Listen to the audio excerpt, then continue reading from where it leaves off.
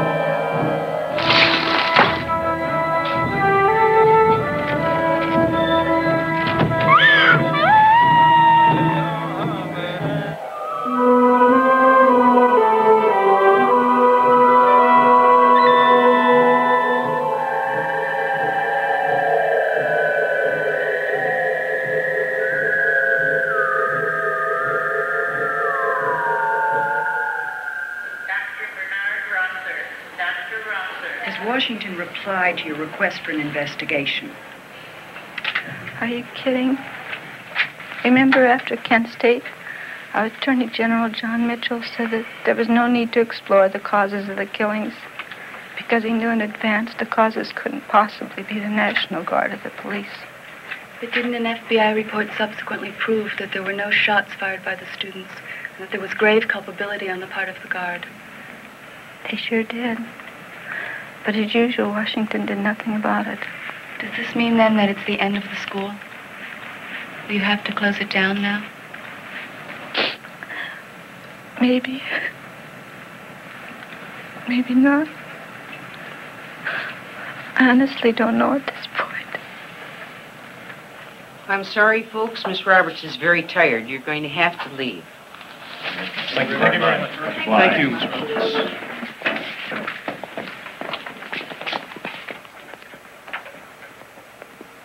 My publisher still thinks that it's vital that a book be done about your school and how the massacre happened there. I wouldn't know where to begin. Maybe you could start with the arrest of Billy Jack. Wasn't it what happened at the trial that made you so determined to make the school succeed? Yes. That was, what, 4.5 years ago. Wasn't Billy Jack's main belief that a man who doesn't go his own way is nothing? That's right. That's why they tried Billy. But we all knew what they were really trying was each man's right to find his own center, to follow his own conscience and to do his own thing without hurting or interfering with anybody else's. That ideal, to all of us, was Billy Jack. What you're saying, then, is that it doesn't make any difference to you whether this jury finds you innocent or guilty. And it doesn't make any difference to you whether you live or die. And you expect us to believe that you have absolutely no fear of the death penalty? I have a lot of fear, but I have a lot more respect. Long ago, I learned that he's my constant companion. He eats with me, he walks with me, he even sleeps with me. I'm sorry, I must have missed something back there. Who is this faithful companion of yours? Death. Oh, I see. Now, tell me, is this death companion business some special part of your Indian beliefs? No. Every one of us is death is his constant companion. He sits with every one of us every second of our lives, only we're too terrified to really think about that. But once you do, it'll completely change your entire outlook on life. Well, how so? You ask yourself, even in the most serious crisis, how important would this really be if I were suddenly told that I just have one more week to live? So you learn to take nothing too seriously. On the other hand, you ask yourself, if this were my last act on earth, is this what I really want to do? So you learn on the one hand to be detached from the temporary things of this world, and on the other hand you learn to appreciate every little thing in it all the more. During the trial, Sheriff Cole resigned, and Posner, who never really quite recovered from the death of his son, sold out all of his companies to his brother, the banker, and he quietly left town. And though we were happy about it then, it turned out to be one of the worst things that ever happened to us. The prosecution, for its part, savagely attacked our characters and tried to make it look like I wasn't even raped. So Miss Garrison lies, and you swear to it? Objection. Sustained. Now, Miss Roberts, isn't it true that you were never raped? Isn't it true that you made up this story in a desperate attempt to try and justify the violent and insane killing by the man you love? Objection. Order. I feel terribly sorry for your children, Mr. Williams. You feel sorry for my children? Yes, and you too. You know me. And you know I don't lie. It must be terribly degrading for you to pretend in front of all of these people that I do just to earn your money. Yes, I was proud to go through West Point. I was taught there a code of honor and manliness that, though it went overboard at times, I basically liked. Yet you brought charges against your own officers, including 2 staff commanders and a general. That's right. I charged them with the deliberate and senseless slaughtering of innocent women and children in the field, either directly or by men under their command, and by failing to report these atrocities or covering them up with full knowledge of same. And after you preferred these charges, the Army suddenly made up charges against you of cowardice in the field. And they offered to drop these charges against you if you would drop them against the officers. That's correct. And did you refuse to drop the charges? I did refuse. Would you please tell us in your own words exactly what led up to your refusing to obey this order in the field? Was it before or after My Lai? It was about 7 months before My Lai. We were out on a search and destroy mission on a small South Vietnamese hamlet. And just like at My Lai, there had been plenty of advanced warning, so when we got there was no resistance. No military in sight. Not a shot was fired. All the village was filled with was women, children, and old men. They were frightened and very eager to please, so we quickly herded them up into a ditch. And we sat around waiting for several hours for some word from headquarters as to what we were to do with them. The people, in the meantime, were kept in the ditch in the boiling sun and were not allowed to relieve themselves or go for any water. Get them in the ditch! Way down to the end. Get them up.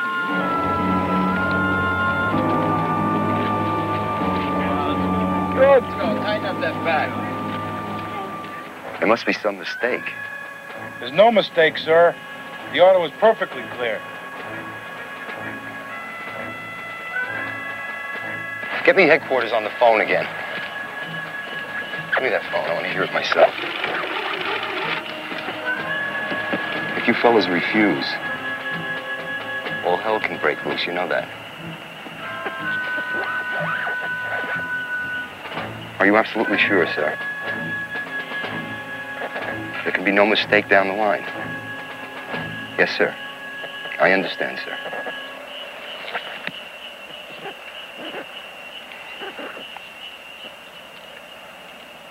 Waste them.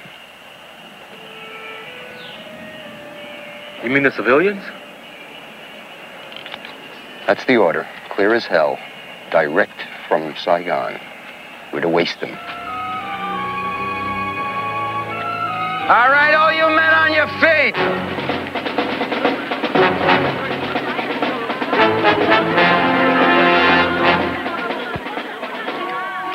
And clearly now, you disobey this order, and they can hang you. Lock and load!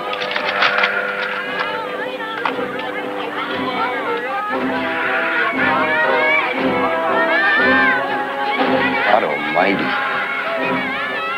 What's happening to us?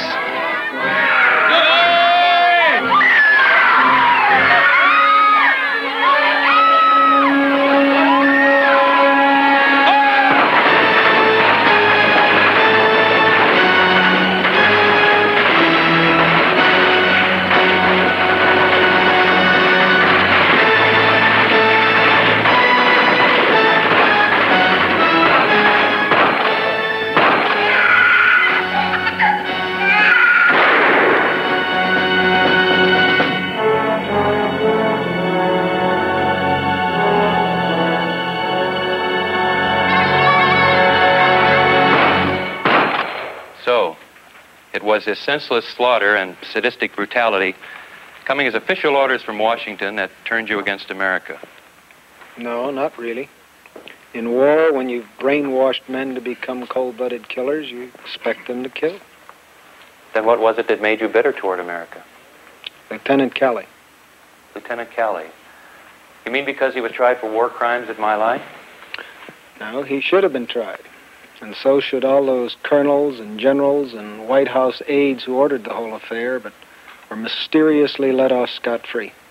Then why Lieutenant Kelly? Because America made him into such a great hero.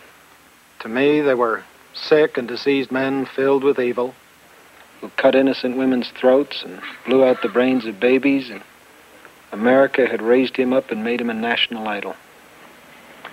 What was that part about the president switching his colors?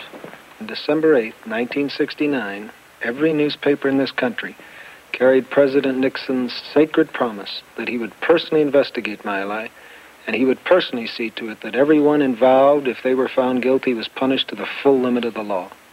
And so you feel that since every other officer involved to date has gone free, Nixon failed his pledge? Like any other mealy-mouthed, sellout politician, when he found out that he could get more votes by supporting Kelly, he did a complete flip-flop. And when I saw that the American people supported him in this, I knew then that the American conscience was dead, and that the great spirit of this nation which to me began back in Boston and Virginia during the American Revolution, that it could never again be revived. Ladies and gentlemen of the jury, have you reached a decision? We have, Your Honor.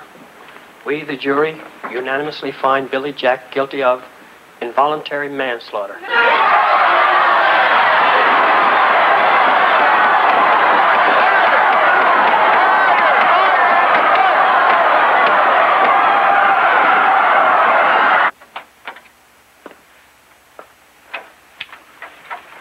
Well, that's that.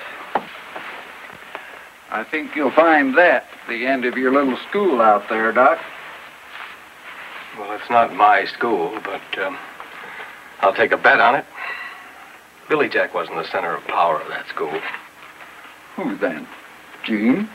You know, to prove something for Billy, she's going to make that place grow and grow. It's going to take off like a brush fire. That quiet little girl? That quiet little girl, my butt. That's like saying a rattlesnake's got a quiet little bite. For all our sakes, I hope you're wrong. Respecting your good intentions, Doc.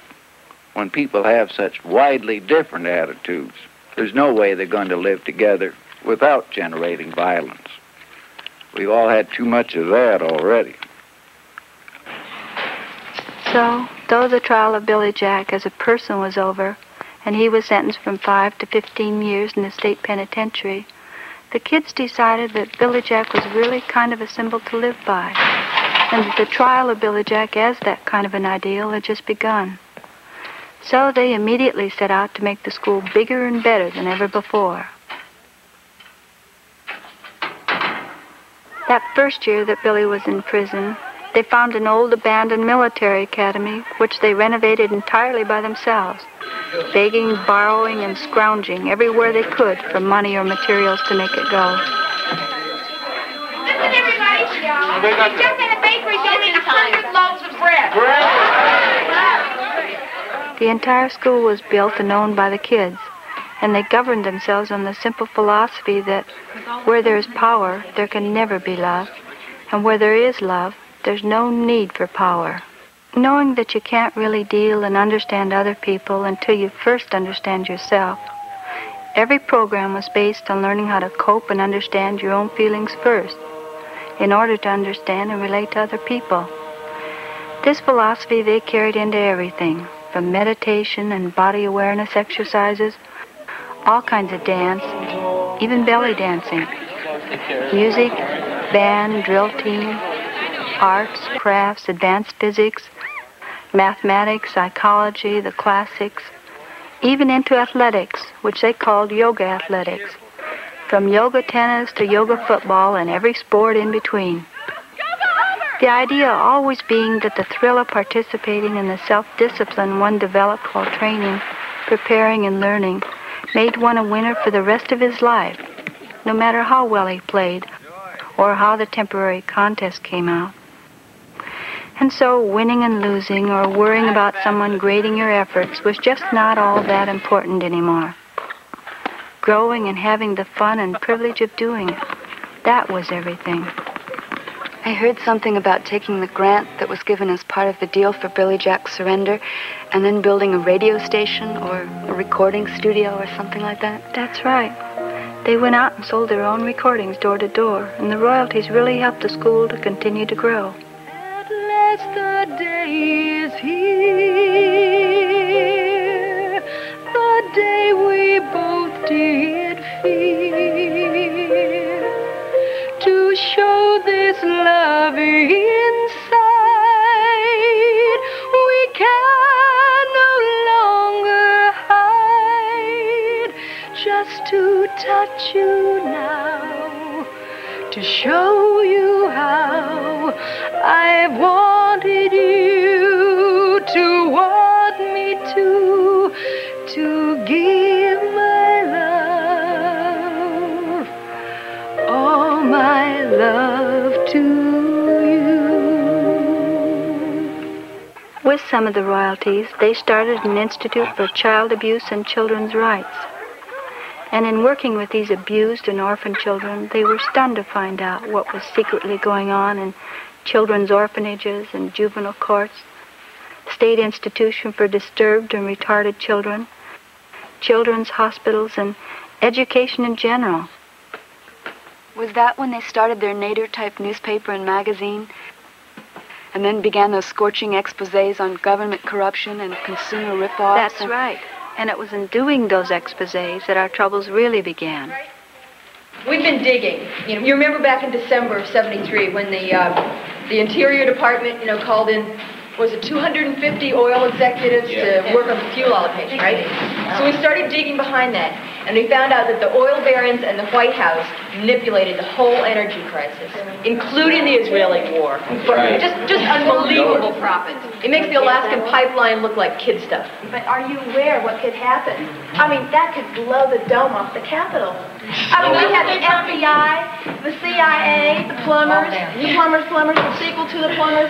It'd be a tremendous blow. You know what they can do? If we don't tell our sources, they can arrest us. Just like that. He's absolutely right. I mean, it happened. In '72, the LA Times spent $200,000 in legal fees defending their reporters who were subpoenaed to reveal their sources. I mean, that's the LA Times. We don't stand a chance. They're either going to blow us up altogether, they're just going to close the school down. I want to do an expose on the IBM ribbon conspiracy. The fantastic reader response made the kids determined to bring these exposés to a wider public. So they decided to build their own TV station. They put on a 4th of July type fundraising drive, which they called 1984's Closer Than You Think. And it culminated in the largest drill team and band marathon ever held in this country. Kids came from all over the U.S. and Canada at their own expense. And every day and night, the donated Coliseum was filled. Just pull it down. Hurry up. You're on next. Wanting to love you, not wanting you to know I love you. Oh, I love you.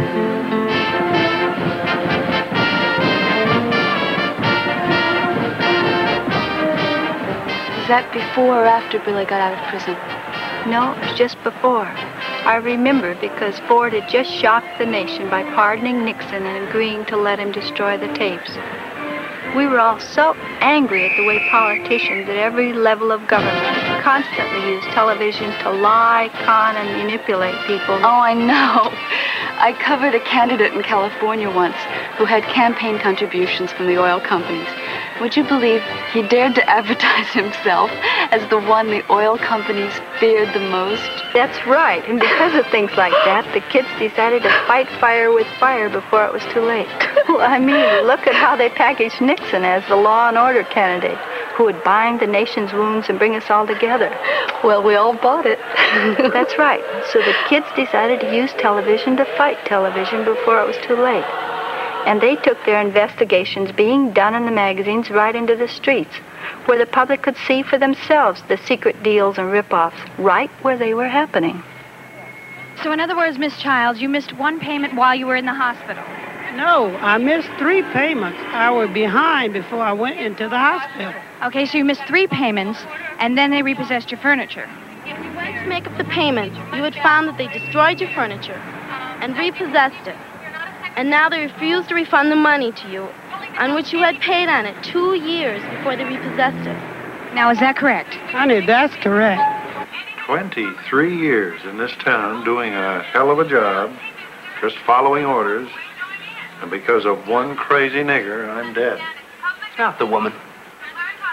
It's that school and their TV station. I think the manager's going to come out, get on camera, too. Okay, all right. Excuse me. We think as assistant manager that we should have the store side of the story so that we could have all of the viewpoints presented fairly. May we have a comment? No comment. We were just trying to be fair, sir. We tried. Hello? Yes, sir. Just a minute, please. Telephone, Mr. Bromner. It's the home office.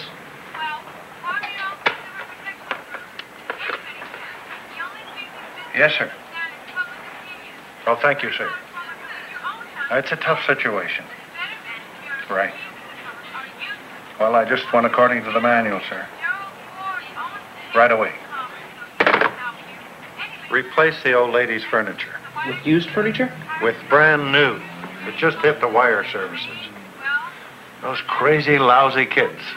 What did they think? I wanted to take the old lady's furniture?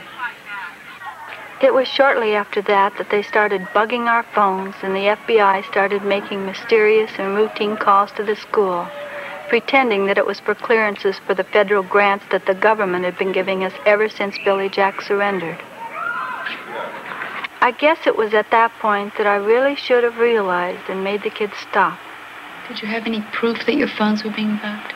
Yeah, one of the kids, a graduate of Caltech, I think, not only developed a device which could tell us when our phone was being tapped, but he and another couple of electronic geniuses developed a lie detector that was even more accurate than the polygraph machine.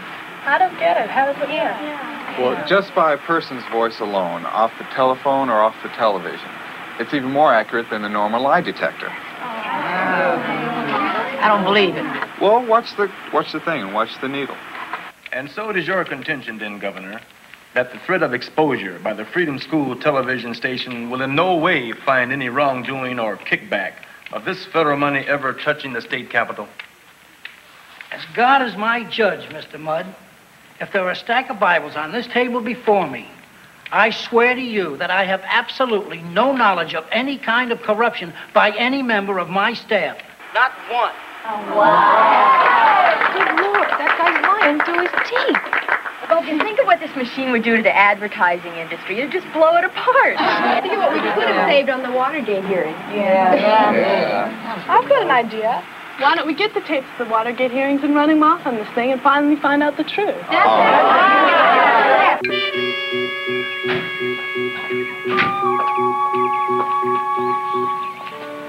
Pardon me, Mrs. Merrick. We're from the FBI, and we'd just like to ask you a few routine questions about your child. Something wrong? No, does she go to the Freedom School up here? Yes, sir. Do you know about the TV station that they operate?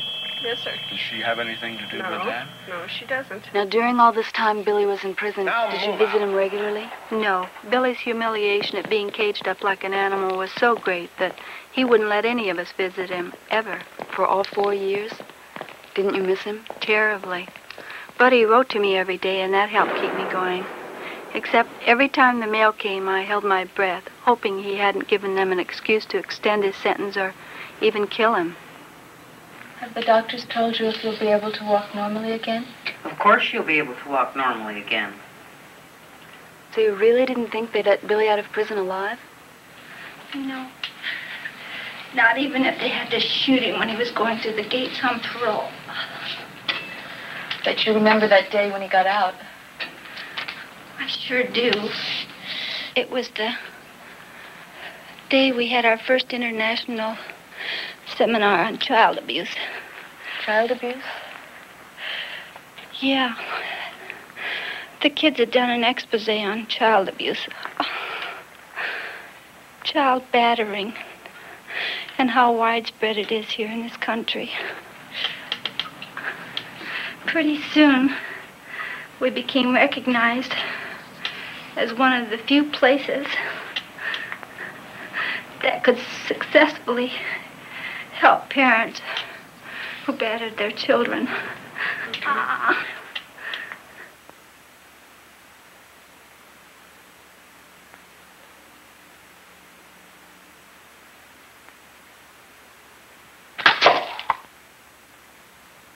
This is our one-to-one type therapy. Almost all of it's done by lay therapists.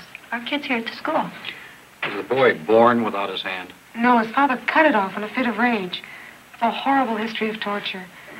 All of our professional staff has pretty much given up on him. Only Carol refuses to take no for an answer. Oh, you don't really think she'll succeed? You obviously don't know Carol. Okay, tough monkey. Time to shower up for the press.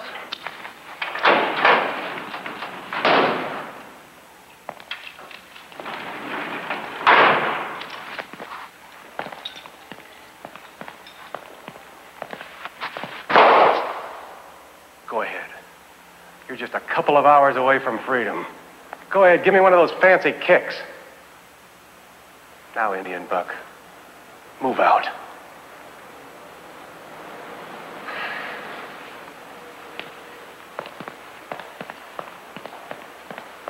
So in summary then, you're saying to love those that we find really despicable, that we really can hate. And I can really hate these people that cut off the fingers and beat their children. And somehow in the experience of loving them, they're going to change before our eyes and stop beating their children. That's it exactly. As you know, in a normal parent-child relationship, the parent is there to supply the child's needs. But in the case of the child abuser, the parent is so desperate for love, he expects the child to fulfill his needs. Well, when the child can't do it or is incapable or for whatever reason, the parent ends up beating him. I'm sure some of you have experienced this, say, of some parents that have watched their children in Little League. We find that one child usually becomes the scapegoat. It's usually the child most resembling the parent doing the abusing. You know, when you think about it, there are many, many kinds of child abuse. But it's only when it breaks out in physical violence that we recognize it as something horrible. Dr. Robert, your complete claim, then, is that by loving these battering parents instead of punishing or confining them, that actually works in stopping further beating of their children. Absolutely. You're involved in child abuse, and I'll bet you're using some form of punishment, threat, or maybe even jailing, I don't know. Now, you know your cure rate is less than 25%. Ours, on the other hand, is over 90. Dr. Roberts. I'm sorry. No, I beg your Go pardon. ahead, you make it. The whole fate of the human race depends upon our ability to handle and recognize normal aggression and the hostility in us. Now, have you thought about applying this to other areas of our society? Yes, as an example, this entire school here is built upon the same principle. And we would fervently like to try it in other areas.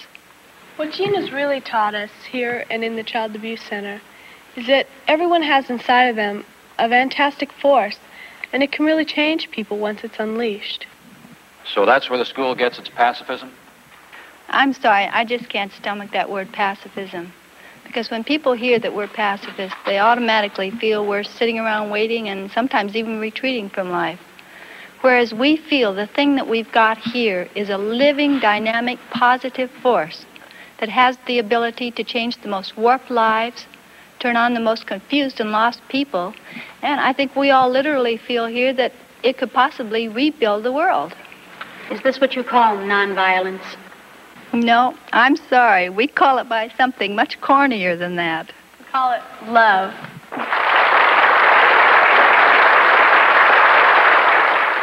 Can any of us go along? No.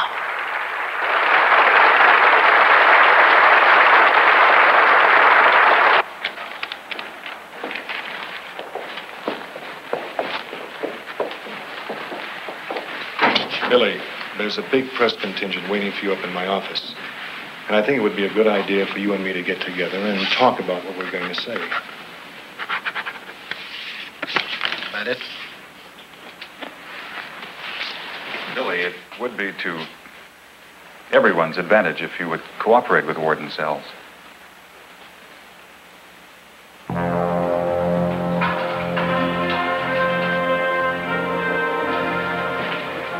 He's a hardhead. He'll be back. No way. They've already got it locked. You mean they'll kill him?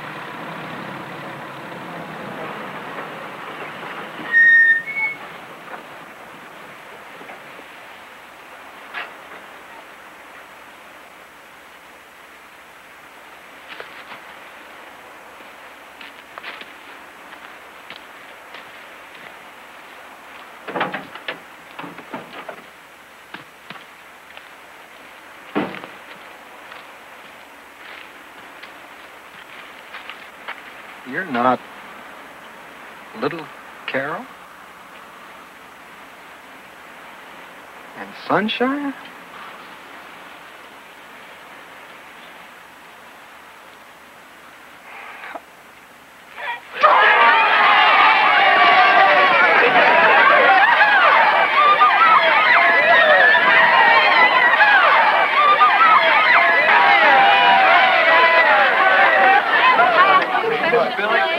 Could you come in here a minute?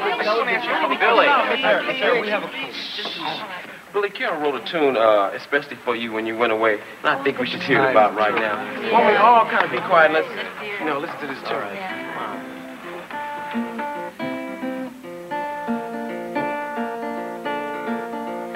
Shed a tear, running dear, don't turn back, Billy Jack. I am crying, are you dying just for me?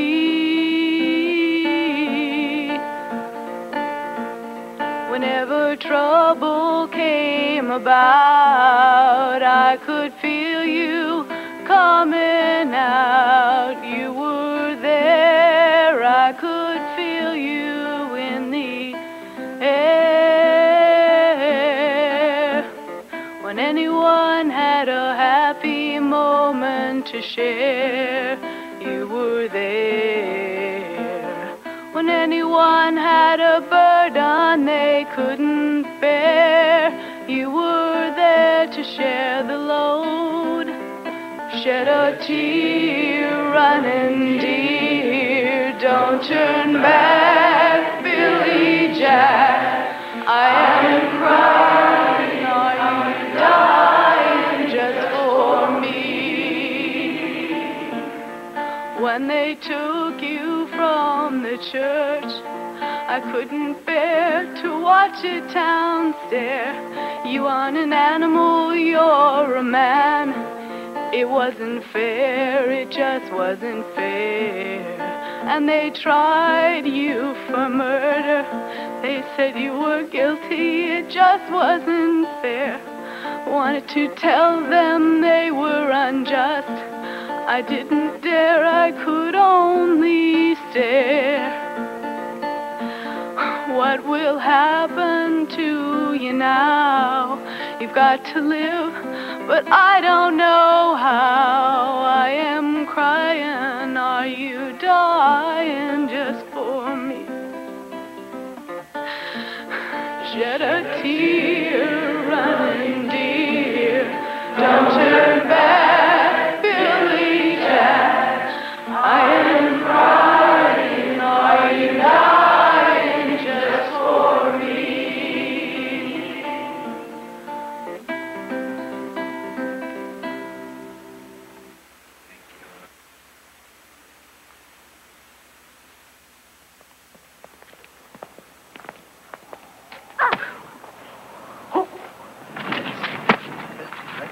Okay, what's the next one?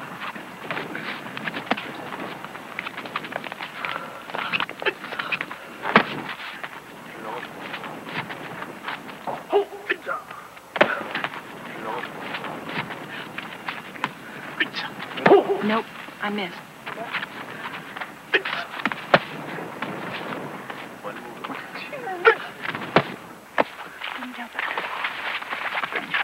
Pizza. Right.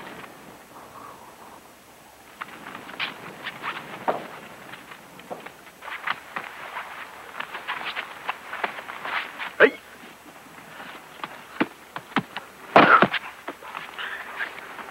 Karate? Hapkido. I know that, but what are you doing in it? What do you mean by that? It's just funny. I'm sorry. Such a timid, squeaky, clean little mouse.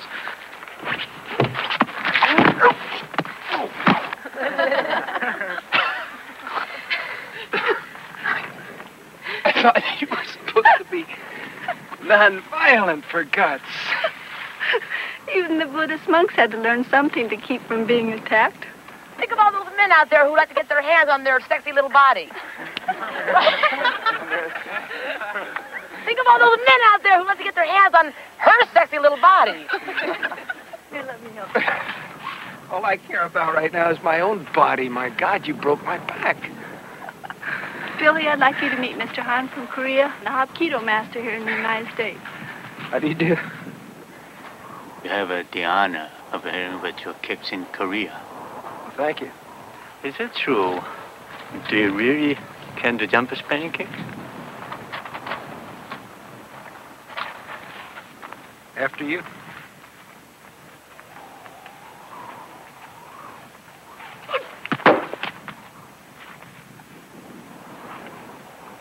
Be my guest.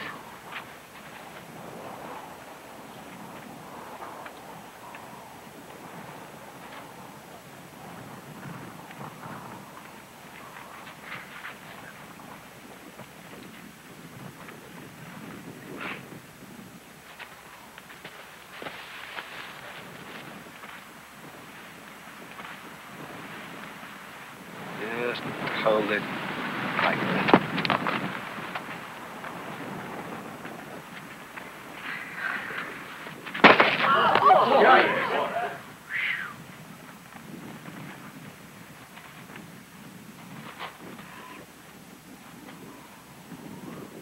I haven't seen one of those in a long time. Would you like to try it?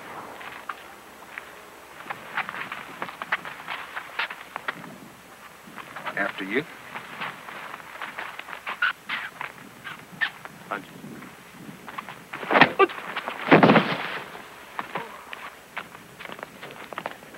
Like it?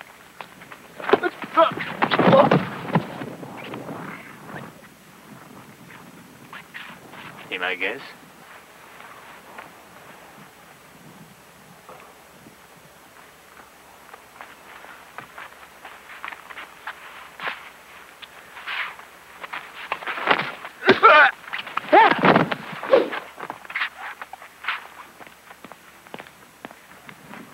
You and I and my master are the only ones I know who can do that. Thank you very much. Running Deer and his two sons have been lost for almost a week in that snowstorm up in the Taos Mountains. Blue Elk wants to know if any of our skiers or any of the kids from the survival program can go up and search. How about the rescue patrol, Blue Elk? Have they been notified? The highway patrol and the ranger stations, they don't give a damn when Indians are involved. At the ranger station, all they could tell us is that he's probably out drunk someplace, and they refuse to help us. Okay, I'll get the sheriff. Carol, you go get some of the kids in their winter gear. Okay. And tell them to dress warm, because it's a terrible blizzard up there. This family's been starving for weeks. The father and the two sons went out after deer, and they're probably lost in that storm up on Independence Ridge. See if you can get a chopper into Latigo Canyon. If not, try to get someone to ski down the other side of Independence. Over. No way I can get it open. Okay. Hey, get out.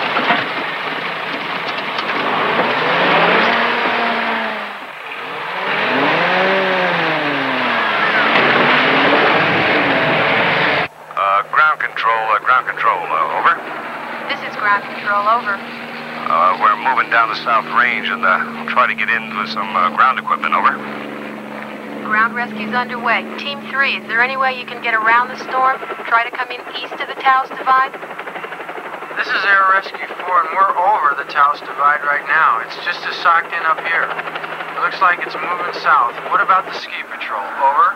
They're all over the place, but the blizzard's so bad on the ground they can't even see. Stand by. This is Chopper 7. The only way you will get down there is to lift them up these ridges and let them ski in, over. They're being lifted now, over.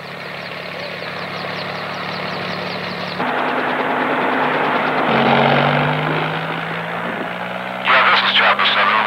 We found two of them. Two boys. One's dead. Everything's almost alert receiving central. We're on the way.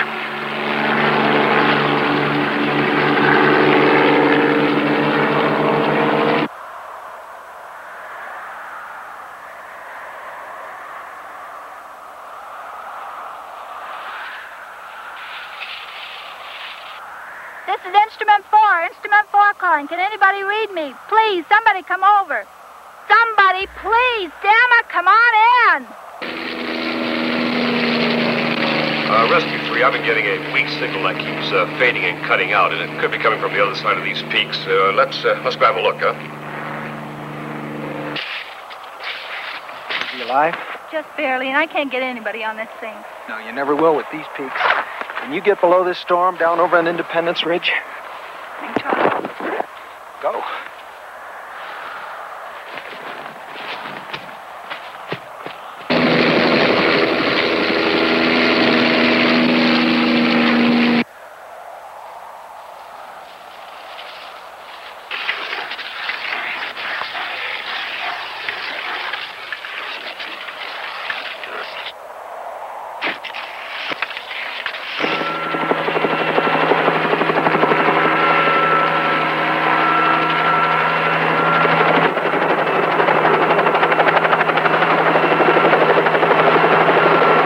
All right, let's take this one down to the morgue, huh? Sheriff, I'm really sorry.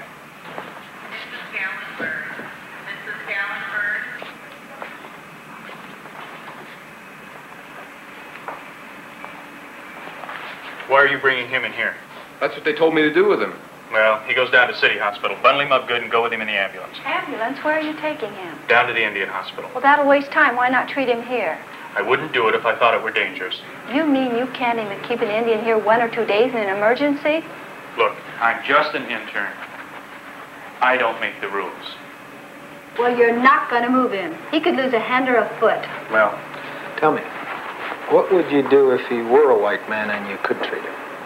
well, I'd pack his extremities and start him on some vasodilator IVs. Show me. You could be arrested for making me do this. You know that.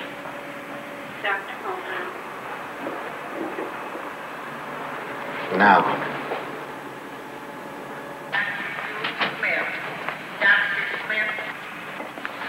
What the hell is going on here? Vasodilator IVs for each one. Come on, Doctor, I'll take the responsibility. Bring those packs over here and start applying them to their lower legs, and I'll take the hands. And raise them up. Come on, Doctor, move! My client, Running Deer, wishes to have it entered into the record that it is his position that the Indian is a member of a sovereign nation and is not subject to the laws of this land and this state, and that therefore this court has no jurisdiction. So entered. Your Honor, insofar as the defendant is still hospitalized and in addition has suffered the severe personal hardship of the loss of his oldest son, the state petitions the court for leniency and pleads for a lesser sentence. Hey, don't rip your pants, Buster! In view of the voluntary pleading and the personal hardships encountered, the court reduces the mandatory sentence for trespassing and illegal hunting of deer from 1 year minus a day in jail to 10 days in the county jail. Quiet.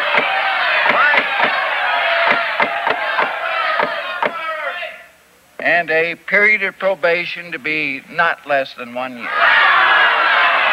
Caleb.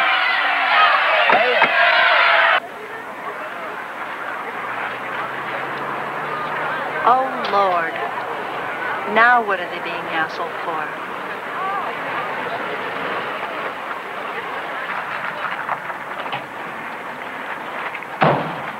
All right, Ken, tell headquarters that we don't need any more help. I demand to know what's going on here. Look, lady, mind your own business. Get back in your car. This is my business. These are my students. Now tell me what's going on. Lady, they were disturbing the peace. We got a report of possession. We're just checking it out. Now, I suggest you stand back or I will arrest you for interference. You just try. Oh, lady. Hey, they can't search you unless they've got a warrant. All right, punk, move it out. I got every right to stay in here. I'm a citizen. Well, so am I, punk. Now move it out.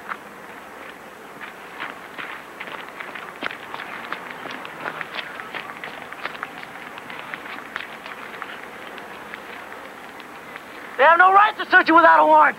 Tell them so out loud, and they'll be in contempt of court.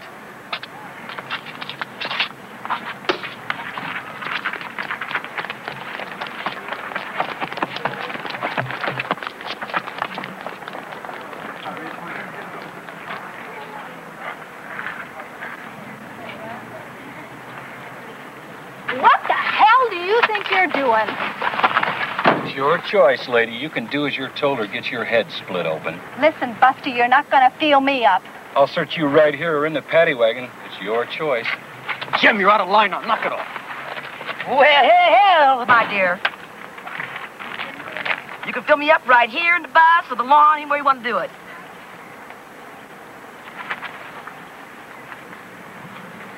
Well, can't win them all.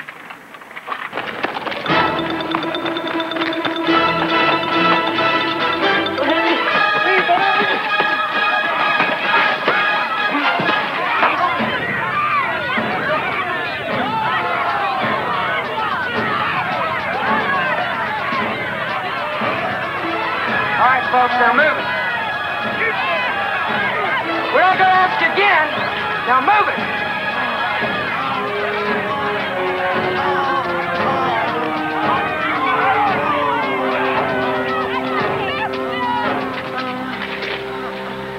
Okay, Alley Lawyer. You can go now. Unless you got something else to say. Hey, we got a tough monkey here.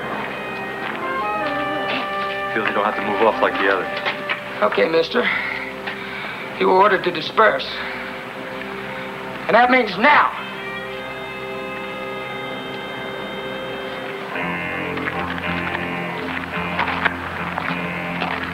Somebody else need a lesson?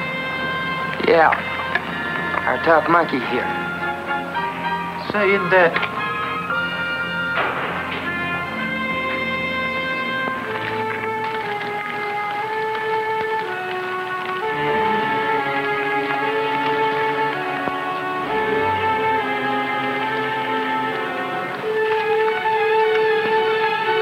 We'll have to shoot him.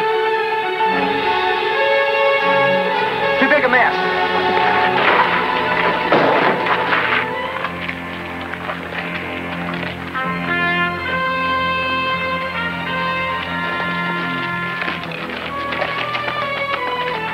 Billy, you heard what the sheriff said. You just can't keep doing this. Well, what would you rather I did then? Let him club him to death? Under alienation and guardianship, the government has the right to sell, trade, or give away all the Indian land to whomever it pleases. Yeah. Which are usually their friends who put up campaign funds. And under guardianship, they control our water. They control our plumbing. They control our worship. They control our land, and they control our money. They control every damn thing in our lives. Mr. Strump, as our agent, we want to know what you're going to do. What the Congress declared was a bill giving you self-determination. Ah, Congress is a bunch of filthy, rotten, lying thieves. And to get some industry in here by either leasing or selling this land, which isn't worth a damn to anybody anyway. If it isn't worth a damn, why the hell are all these oil companies and mining interests so eager to get their hands on it? We'd like to know, Agent Stubb. Yellowhawk, give us those statistics which show how many jobs will be provided for here on the reservation by these people. That's not Yellowhawk. That's little Uncle Tommy Hawk. He's what crazy whores call the loaf around the fort. He's a bought and paid apple, and you know it. It happens every time you radical activists come in here. You share for everything, and then you skip out. And it's the children and those of us that are left behind that have to stay and take the beating. My father was a tribal chairman, and my grandfather was a man of medicine for many years. And I'm an activist. Hey, he doesn't mean you, Blue Elk. He means me. And me. And in a sense, he's right. They do have to put up with pressure every day. They control our health. How's it going? Well, not very good, I'm afraid. And you know who the trustee is. It's Posner's First National Bank in this state. And he's got $80 million of Indian money in his trust. I thought we were here to discuss running deer, to get the tribal permission to use him as a test case for international law before the World Court. Yeah. We've got names, we've got dates and exact amounts, and we're going to bring it out in international court. A person could get killed with foolish talk like that. Many of us already have been. Because if they can't buy us out with scholarships or grants, they kill us. Right.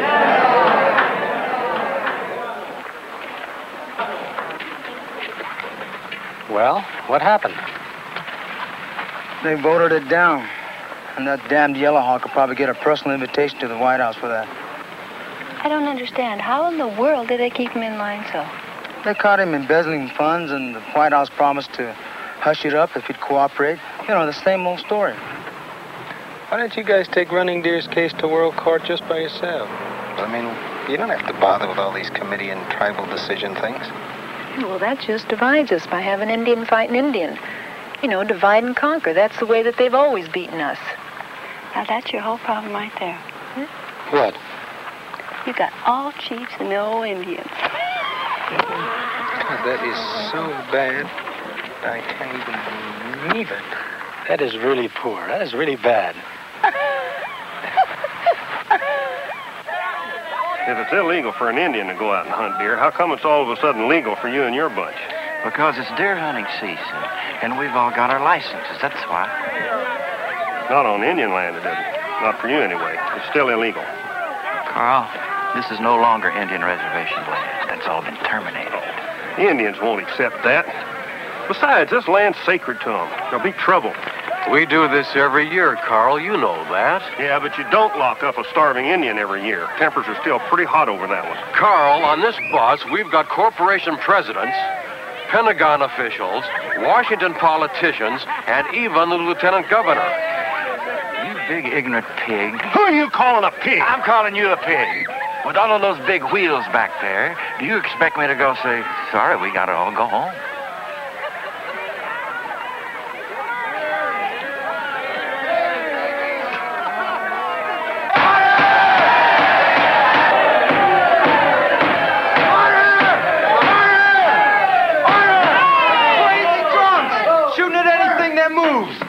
Our women and children are afraid to move out of their homes for water. Who is it they're shooting? What are you talking about? Running deer couldn't even kill a deer to feed his starving family. Indians have to go hungry. But these trophy hunters, they come in here and do as they damn please and kill all the deer at once. All right. The question is, what are we going to do about it? Let's run them out. I think we should take some cameras and go down and take some pictures of them and their call girls in the nude and turn them into the newspaper. Better than that. Better than that.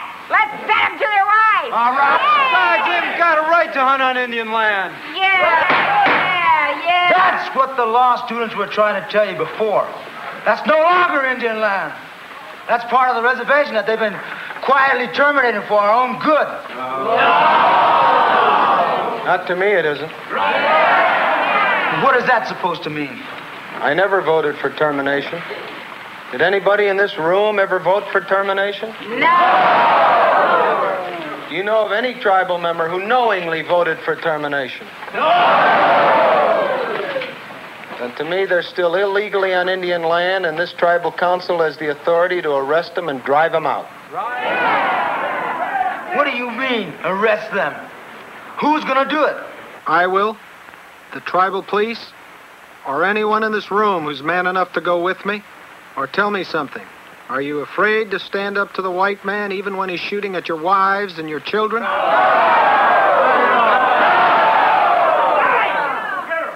Me and my rifle could be any place you say within half an hour. All right!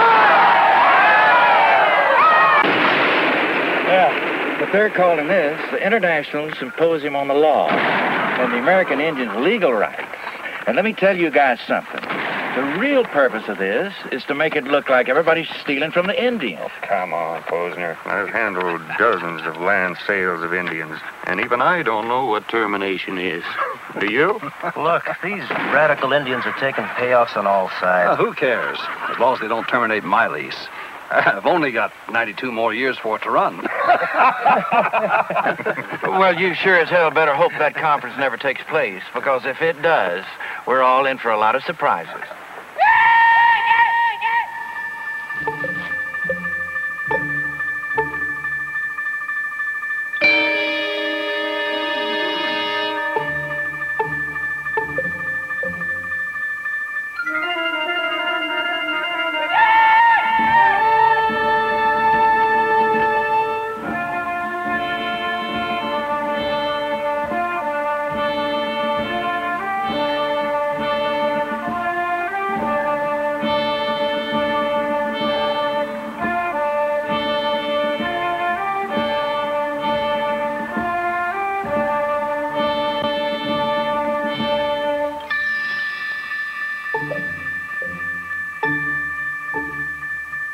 I order you to drop your guns.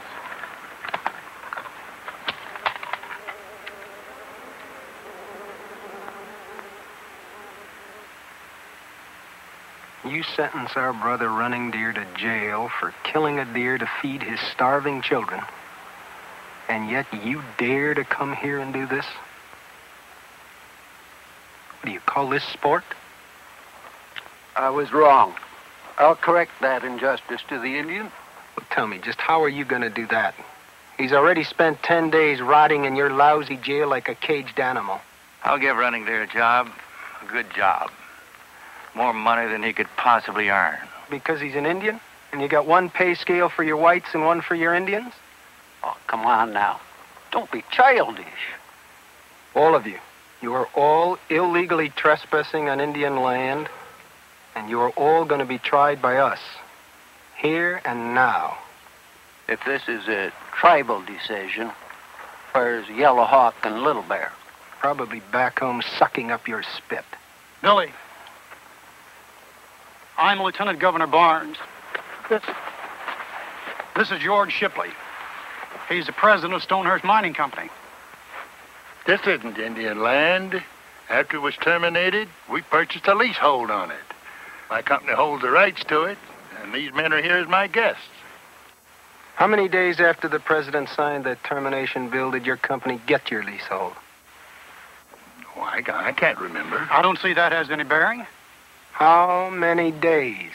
The day after termination was signed. And how much money did you just happen to contribute to the secret campaign fund? $125,000. What'd you say your name was? My name is George Shipley. I'm president of the Stonehurst Mining Company. You know, Shipley, I think I'll just kill you right where you stand.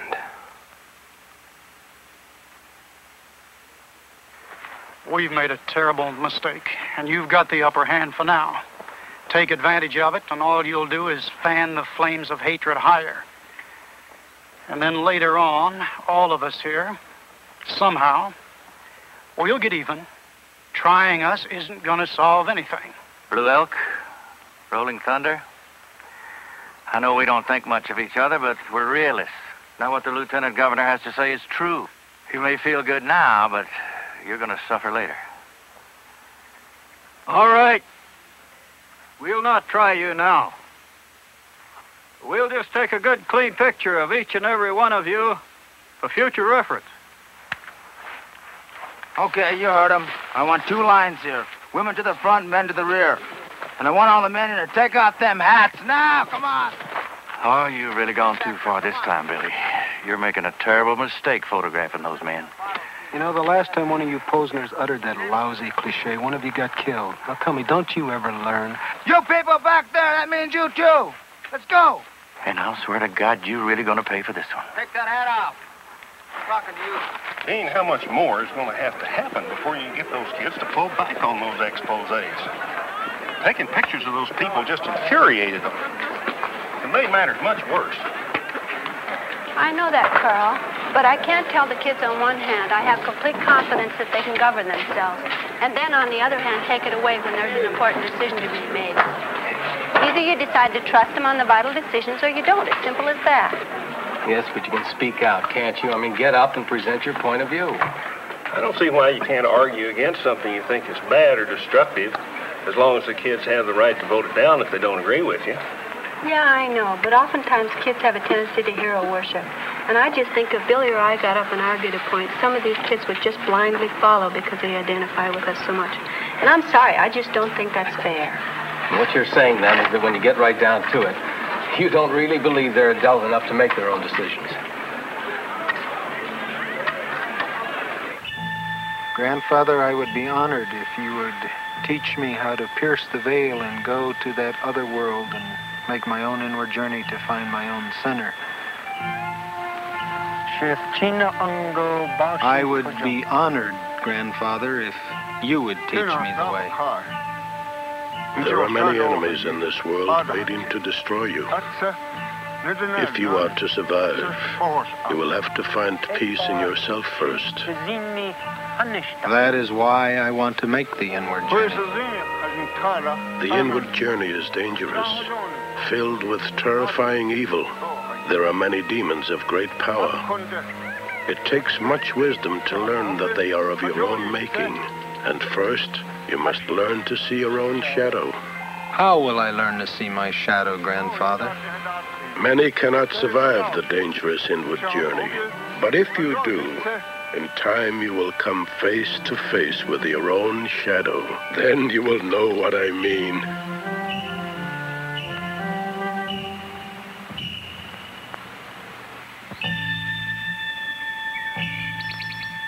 I think I see it, Grandfather. Yes, I see it clearly now. What color is it?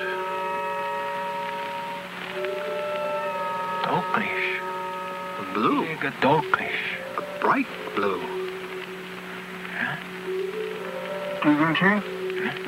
That is a spirit looking to see if you are worthy.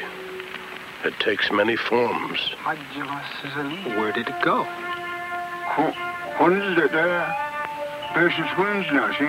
When you can tell me where the flame comes from, I will tell you where it goes when it goes out.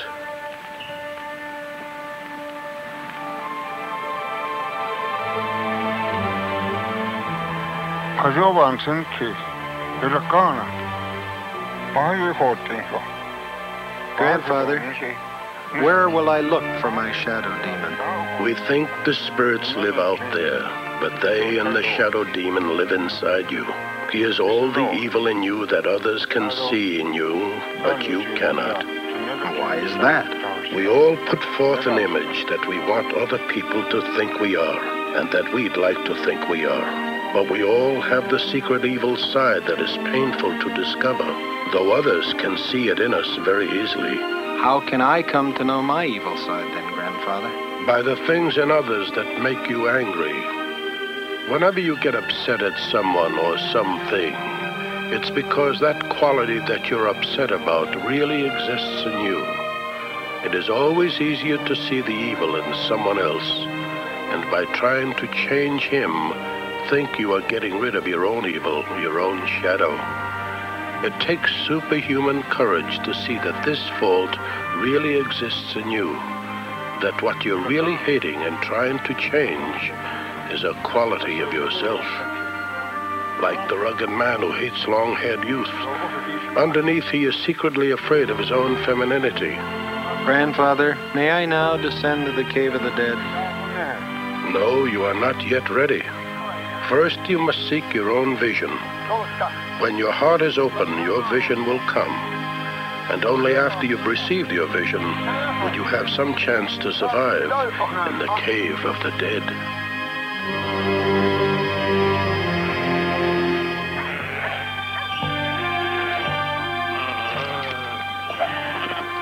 Hello, Blue Rock. How long has Billy gone without food and water? 7 days now. And on the 8th, if he's worthy of it, his vision will come. But if a woman enters these sacred grounds, the medicine is lost. You'll have to go back. I'm sorry.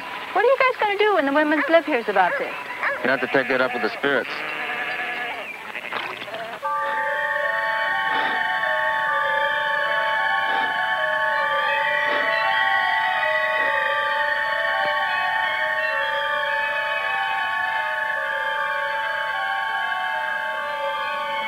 Come, Billy Jack.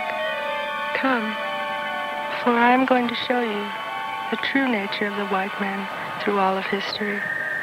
Come and look with me over this river of time. Look out.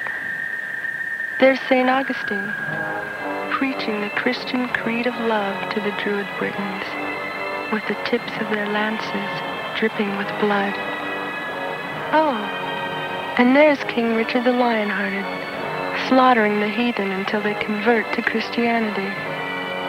Here you see the lie of that old romanticism you were taught about the Crusades as a boy.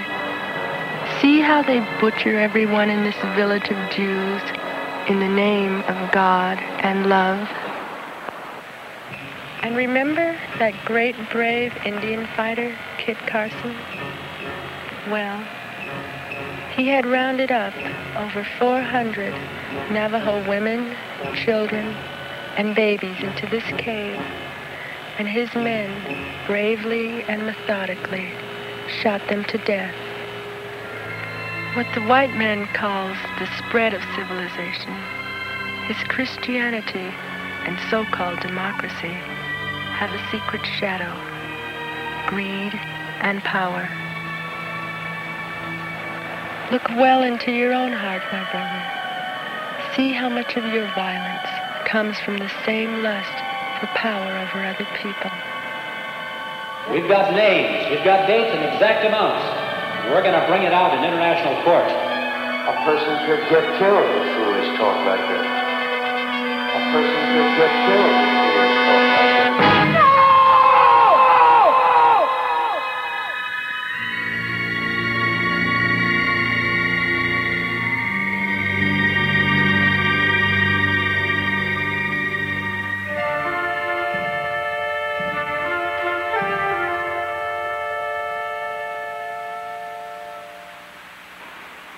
Okay, that'll work pretty well.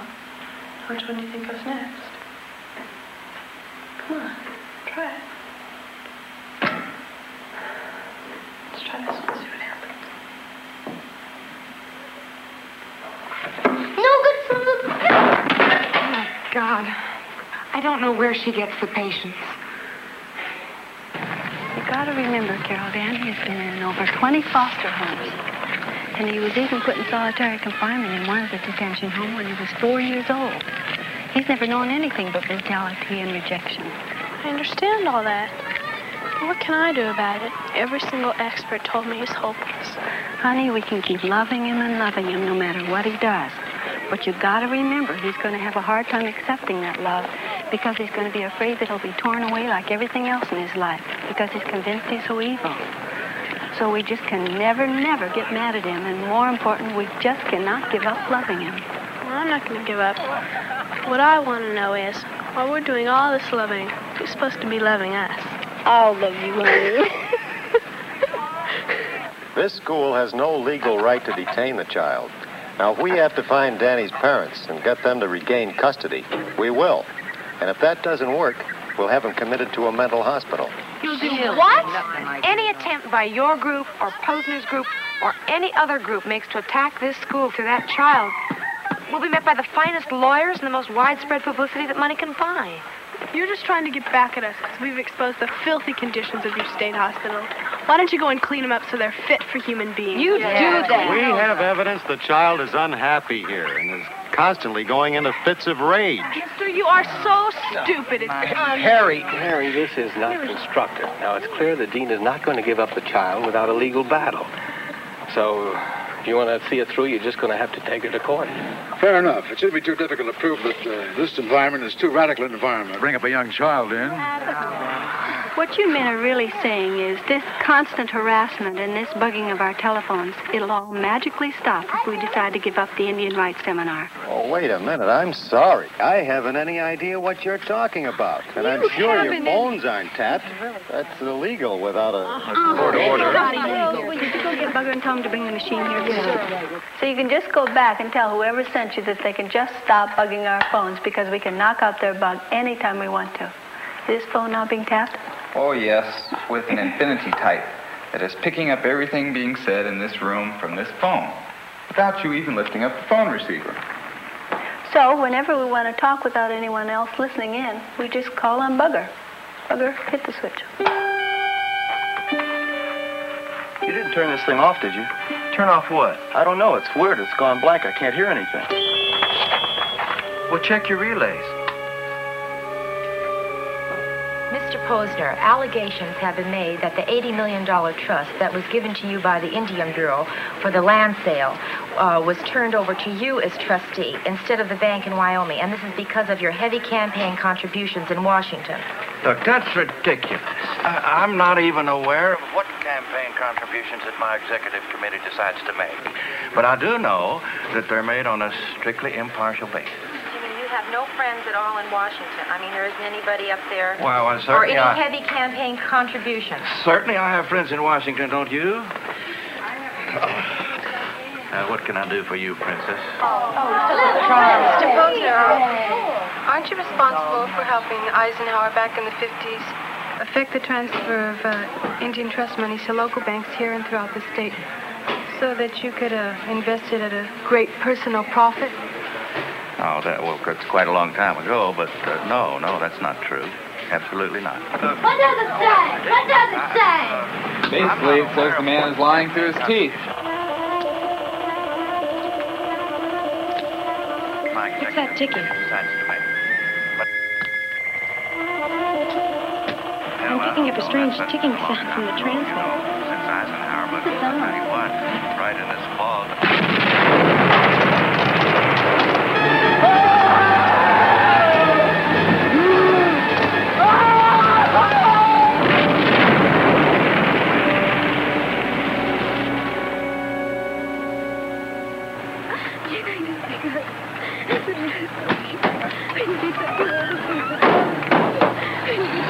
The governor's putting the town under martial law. The town? Why the hell isn't he out here protecting the school? Something about fearing the kids coming in and retaliating. Oh, bull. That Jack has to do anything for publicity. Well, as long as the laws work one way for the rich and one way for the rest of us, it looks like there's only one thing left for us to do. Go in at nighttime and bomb the hell out of it. The police won't help us, we know that. And we also know that our nonviolence just gets us stomped on. The only thing those racist pigs will ever understand is terror. Wait a minute, Jocelyn. Why don't you quit using race as an excuse for your own neurosis? I don't think all these marches and protests and demonstrations accomplish anything. Oh, yeah. Look at Wounded Knee. Well, look at Wounded Knee. What was accomplished? Frightened middle-class people who see things changing so fast around them, just when they're becoming humane and beginning to see that there is an injustice, they see violent demonstrations and flee like hell right back to where the politicians want them. She's exactly right. She's exactly right. Why don't we come up with something different? Something that we really want. To show the people in town we're not monsters and we don't go around clubbing people and throwing bombs. Michelle, come on. King tried that approach, and tell me, where is he today? Oh, come on. That's beside the point. You know it. The hell it is. I'm right on the point. Where's everything he's done, or anybody else for that matter? Right. They blew it off like they blew off his head. To go in and bomb now is not acting. It's reacting to what they've done to us. And the guy who's making you react is, in fact, controlling you. I agree with Michelle. Instead of reacting to them, why don't we just once go in and do what's good for us? I'd like to add something to that, if I might. Would you like to come up here and speak, Gene?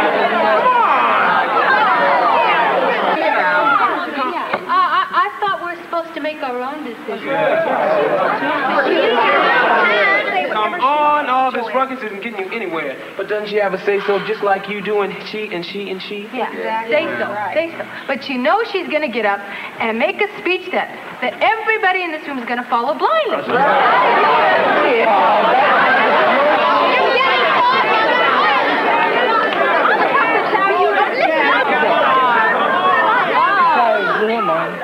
I don't got to tell you, man. Look, either we decide or, quote, Big Mama there decides for us. Joanne, Big Mama doesn't want to tell you what to do. She just had some thoughts she'd like to give you.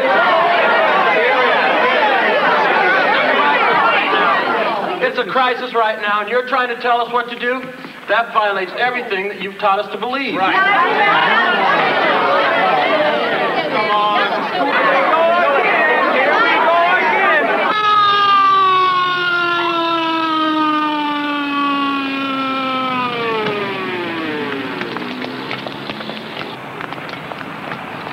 Well, it's about time. My God, at least someone's got common sense. What do you mean? Stopping these riots before they start. Thank God, at least we've got our governor with guts. Oh, come on, Blue Elk. We came all the way up here just to see Billy. Well, I can't help that. You can't see him now. This is a gathering of medicine men. Some of them are using the smoke from religious herbs, and the others are purifying themselves for Billy's sacred journey. This whole mountain's closed. You mean they purify themselves just to take drugs? No, only some do. And for them, the smoke of the medicine is a divine spirit. If one is not totally prepared to meet him, if one is not fasted or purified in oneself thoroughly, or if outsiders interfere, the spirit would be angry and make Billy sick or even take him away. Like when a kid is spaced off in Stony Land? No. You people don't know anything about the other world or about the powers that can so easily kill you. So when, like fools, you take drugs for kicks or to get high, you run a great danger. And when something happens, all you can talk about is mental illness, or you describe it as suicide. Now leave. Well, we know all that, but when can we see him? Tomorrow morning, maybe. But you're going to have to wait halfway down the mountain. Now leave. All right, guys, come on.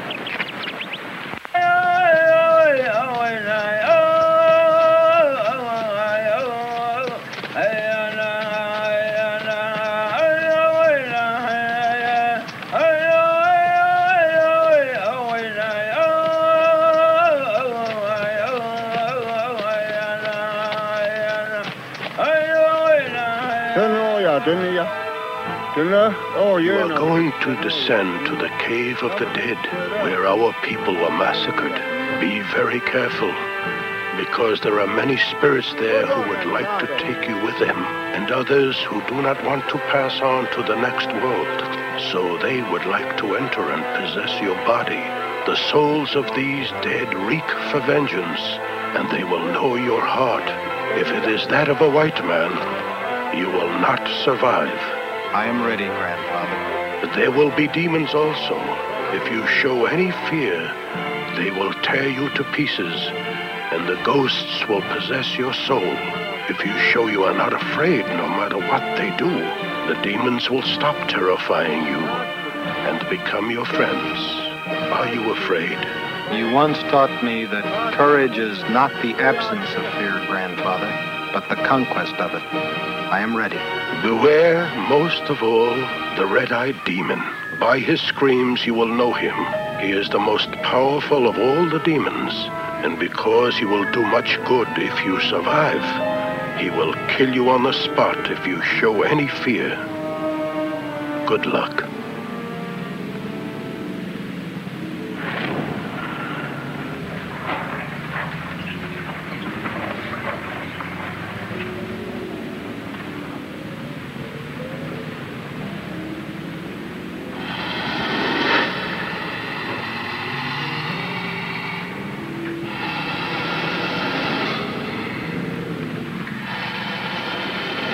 No cobras live in this country, my friend.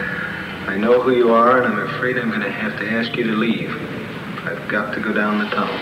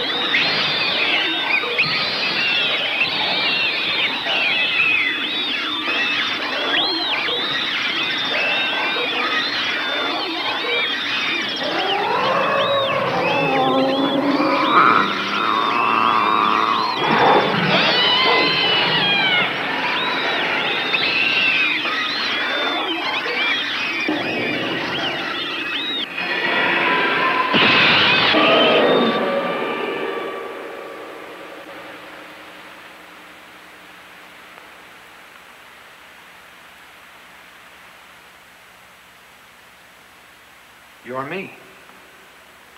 I am Loic Clown, your inner self. Someday, when you fully accept your fate and your death, then you will have me as your inner guide. But for now, you are to go to the desert and learn from the maiden.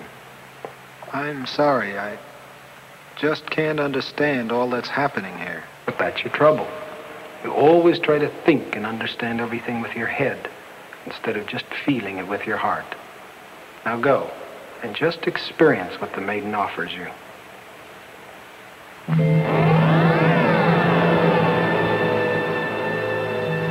Billy Jack, over here. Now, who are you? And where are we?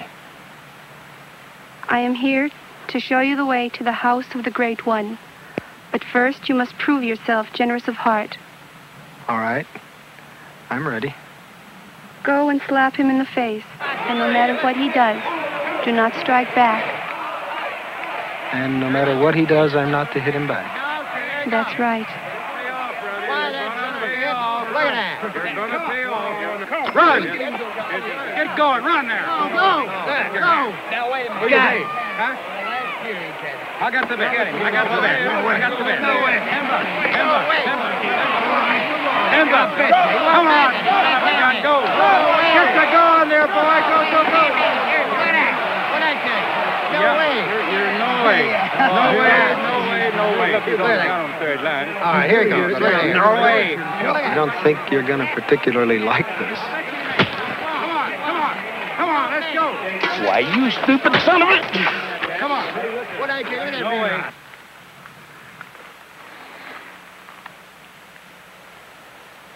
That man was on the lowest level and reacts only with animal instinct. Treated with violence, he was immediately pulled down to the violent animal level, no better than the man who hit him. And so he ends up being controlled by the animal in the man who hit him. Hit another. War of honor is something that went out in the Middle Ages. War today is nothing but economic gain for a few individuals in this country who control the top companies in this country. These companies go all the way to soft drink manufacturers, all the way to prepackaged foods. Excuse me a moment. This is going to seem as stupid to you probably as it does to me, but... Hey, what are you doing?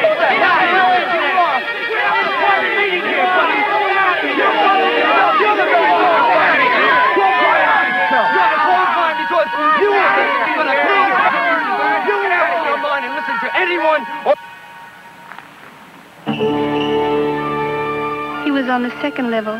He could not be pulled down to the level of the brute beast, acting on physical violence, but was easily pulled away from what he was doing and lost control of his own center. So he, too, did not own his own soul, but could quickly be controlled by another. Once again,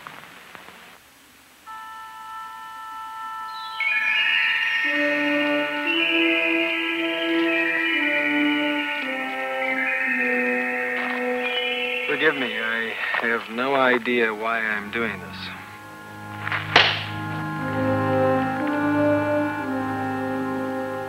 I feel sorry for you. Only a child thinks that being a man is being tough and violent. Someday you may learn that being a man has to do with self-discipline over one's time and one's emotion, with a deep and compassionate understanding for other people's feelings.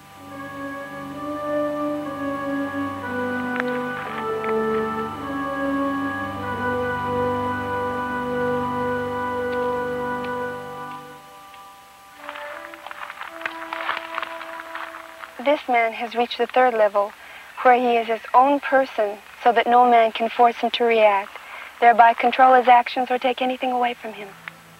Well, what about the fourth level? Who told you of the fourth level? I don't know. Nobody told me about the fourth level. It just kind of popped into my head, that's all.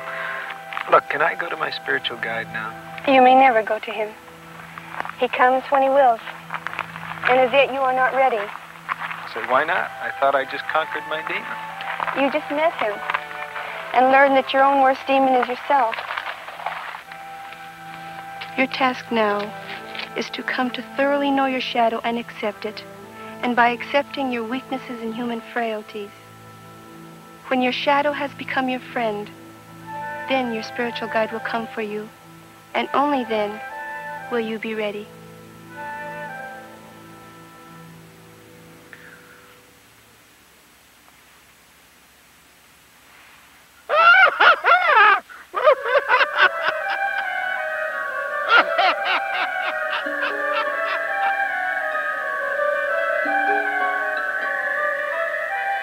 Ashida, grandfather, how is all of this happening to me?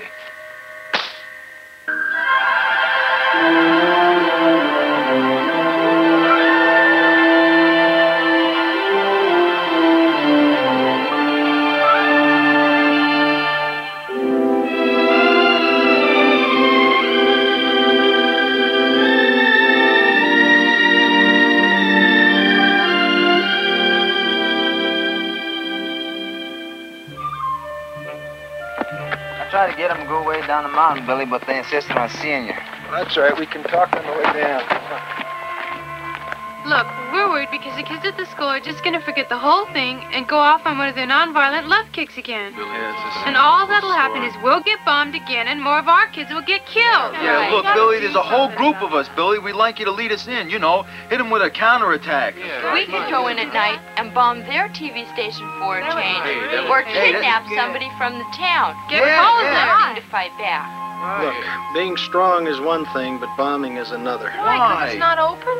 No, because it's the act of a sick coward. Oh, come on. Well, what the hell are we supposed to do? Just roll over and play dead? Yeah, Billy, how much can we take? Look, if I were a kid in the barrio or the ghetto today, and I had to grow up seeing my parents every day out of work or else lucky to get a 2-hour bus ride into the city so they can make a few dollars cleaning up the white man's filth, and then return only to be insulted by the landlords, the teachers, and the police. Police?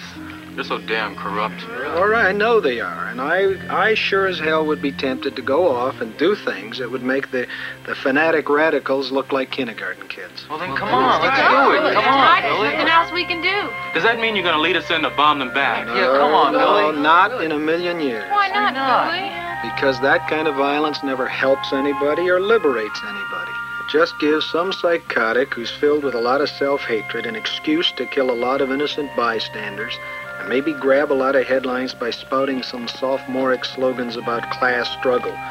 And the end result of the whole thing is it gives the law and order mentalities like Posner a chance to grab even more power. As far as what's going on back at the school, I think you kids are just gonna have to go back and decide all that for yourselves.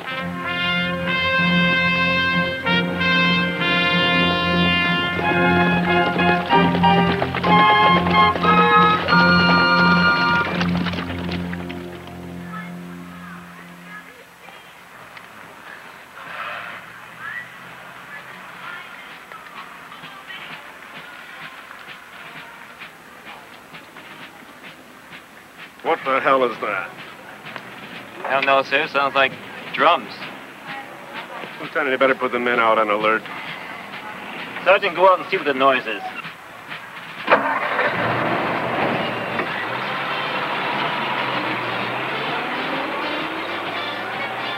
Hey, Colonel!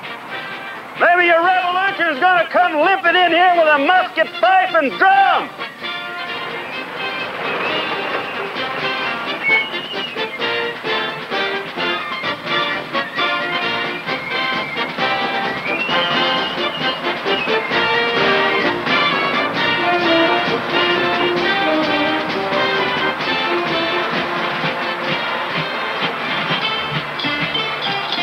Lieutenant, I don't think you're going to believe this.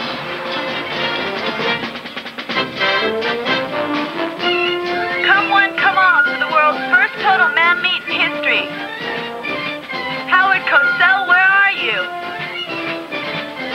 Each team has a poetry team, a belly dance team, a rock band, a sprinter, a pole vaulter, and a relay team. No prizes, no awards, and no politics. Just the fun of competing. Anyone can form a team and join in. Man is both body and soul, and physical and spiritual. natural. So come to the first total man-meet in history. Bring a yo-yo, your sandwiches, bring a shoe, have a yo-yo. Hey, Colonel, these radical demonstrations could be awfully dangerous. Think you and your men can handle this one? Lieutenant, escort them. Attention all units. Attention all units. Be on the alert. This could be a clever diversionary tactic. All right, Cole, knock it off. Come on. It's no use. Okay, come on. The wheel's just getting deeper and deeper. Have you got the tow truck yet? Jerry, I've already called the tow truck, and they can't come out until morning. Send another bus. Oh, wait a minute. I think maybe there's help coming. Yeah, someone's on their way. Russell, that's not help. Oh, Jerry, something funny's going on. Call the sheriff. I don't think so. Looks like too many of them. Everybody relax. Just be cool when you can. Well. That ain't our candle-waving culture group. Well, you got a little problem here, huh? Stuff. Oh, yeah. Well, I'll tell you, while you're waiting for help, we'll provide you with a little culture, okay? Give me one of them bottles. Hey, come on. How's it, Daisy? That is a guitar, stupid. They still can't find the sheriff, but Billy's on his way. Tell him to keep trying. Try the state police.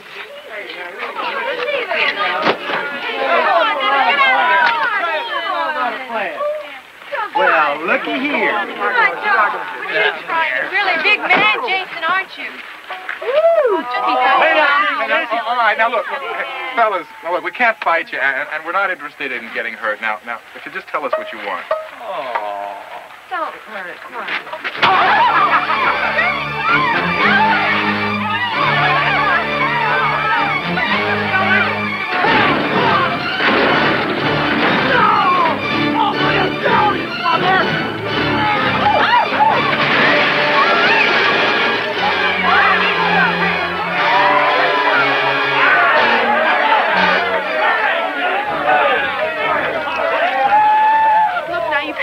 And you've really damaged our bus. Now you don't need to burn it too. Please don't burn our bus.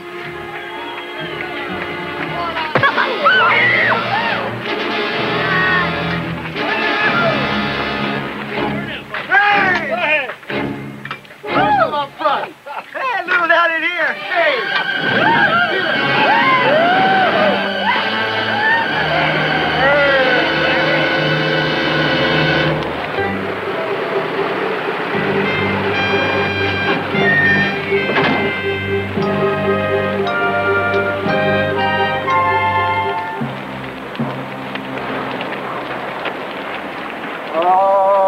My, huh? The boys out for a little fun and games? You just decide Saturday night, roll a bus over or two, huh? Well, something to do. Yeah. Beats going to church, doesn't it? Yeah. Oh, man. He's a big one, Jace. 6'9". 6'9". Really? How much do you weigh? About 265 pounds? No, 285. 285 pounds? Right. Jason, I didn't think you guys piled it that high down here in your part of the county, huh? But you know, the funny thing about being so big, Bill, is that a little girl like this luscious little belly dancer here, she could take you right off at the knees, just like that. What's she going to use, a buzzsaw? No, she wouldn't use a buzzsaw, just her knee. Her knee? She couldn't even get her knee up high enough. She didn't have to kick you in the family jewels. What she would do is nip right down there inside the thigh. I'm sure. And you know, not only that, but if she did it right, you would not only go down like a bomb, but she might even tear that muscle all the way down under the kneecap. You might even have to have surgery. Indian, you're full of karate crap. You know what? Well, I knew he was going to say that. I just knew you were going to say that. And I suppose that means that I will have to say to you that I'll have to show you, right? Be my guest. And I suppose that's all right with you, isn't it, Jason? Good luck. You know, that's one thing about you. You've always had such a generous heart, Jason. You don't mind at all that I Go right ahead. take him on. Sure. Wonderful fella. Wonderful fella. Well, you can't say that I didn't warn you. Right? Right. And you can't say that I didn't warn you. No. You valuable man? So-so? So-so? That's all you are? Well, in any event, you can't say that I didn't warn you. Right? Now, I suppose we're down to that time when there's really nothing left to do but show you, is there? Be my guest.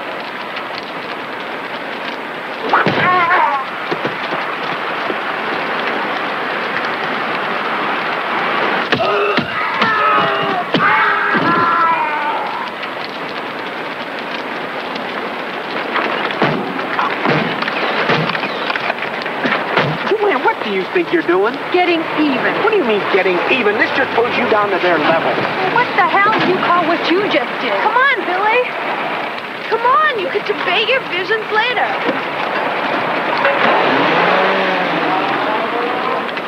Law Association wants to know if you want to open the legal seminar or speak last. Last, after everyone else has gone home. What's the matter? Look who they said would never leave his room.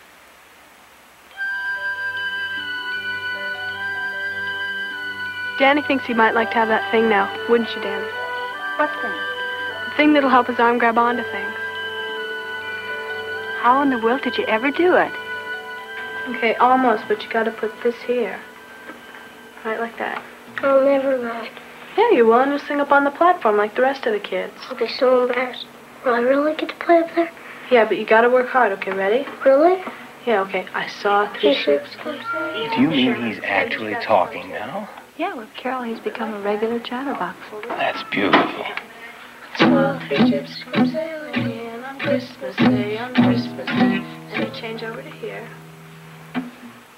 Like that.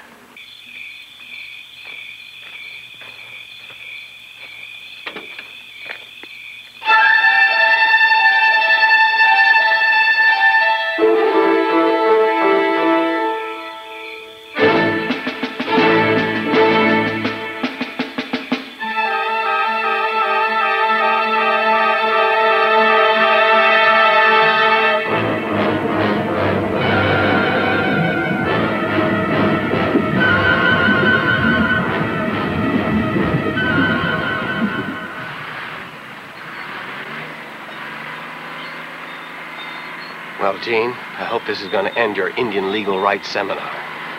I know.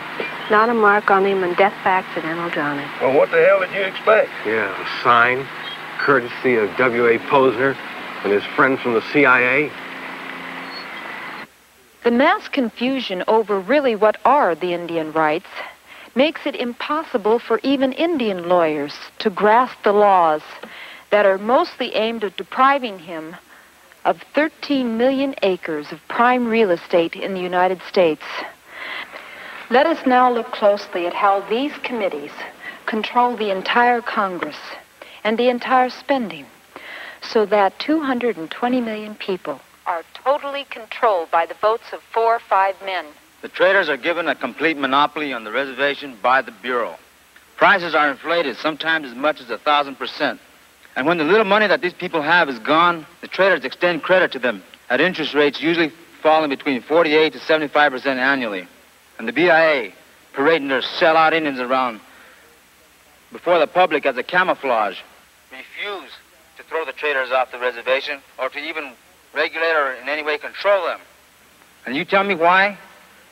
The only possible reason must be kickbacks, tied in with the First National Bank and Mr. Posner's trust funds. These again regulated by the BIA. And the people that are going to be the ones that are suffering are my people, the people that are on the grassroots level. Not the tribal councilmen, not the fat tribal councilmen with their government or tribal cars. Not them. And for years, since I was a little girl, I've seen this go on amongst our own people, graft and corruption. I call you brother, but I have my hand in your pocket. She calls me sister. She has a knife in my back. We talk about unity in the world and the government. Better start at home. Charity begins at home. And so in closing, please let us try and remember the overwhelming despair gnawing at every Indian and every other person in the United States, knowing that there is no longer any way he can directly affect the destiny of his country, and therefore he can no longer control his own life.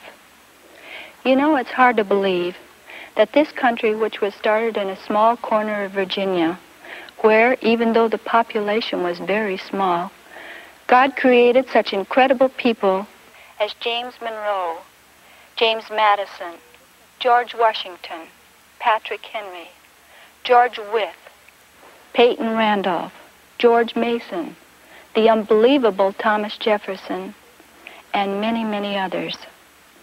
The question now is whether that incredible spirit of those men which created this country is to be completely obliterated by the greed and corruption which exists at every conceivable political level, from the White House to the teeniest trading post on the Indian reservation.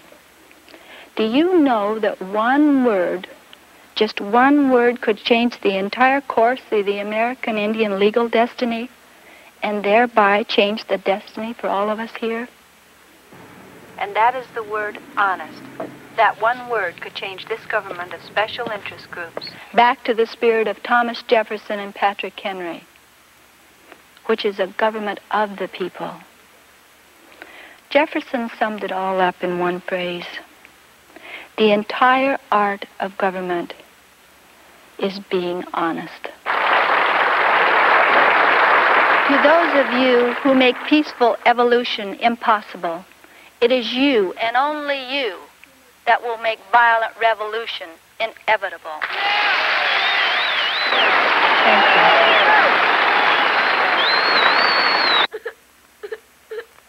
A conservator is like a guardian, young lady. If you hit me, you'll be in contempt of court. I'll do it. I swear to you, I'll do it. Now get out! I'm taking the child. No, you're not!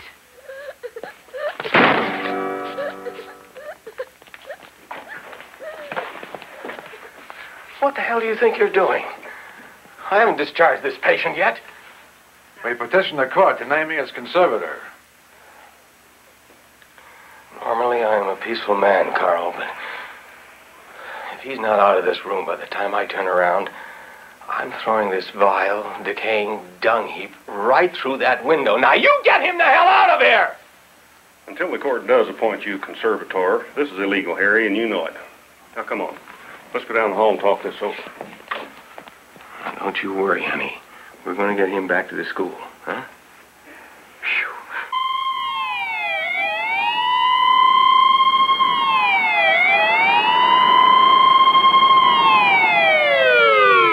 Coming to arrest Grandfather! They're coming to arrest Grandfather! All right, Cole, what's this warrant for? You're not going to take him in, Cole. Cole, I don't believe you. This is absurd, absolutely absurd. Grandfather would never accept lease money. Yellowhawk is behind this. Obviously, that's a frame-up. But just as obviously, you can beat it. Unless someone else does something stupid. He's right. Come on, Grandfather. I'll go in with you.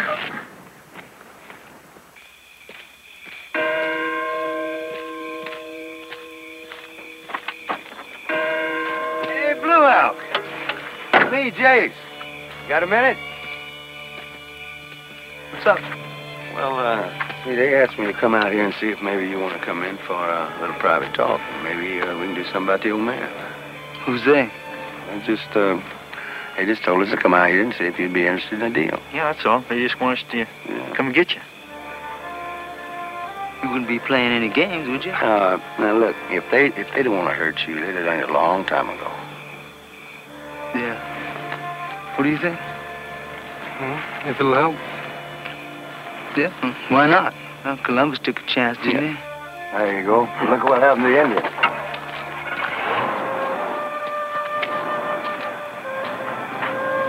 Just go around the other side.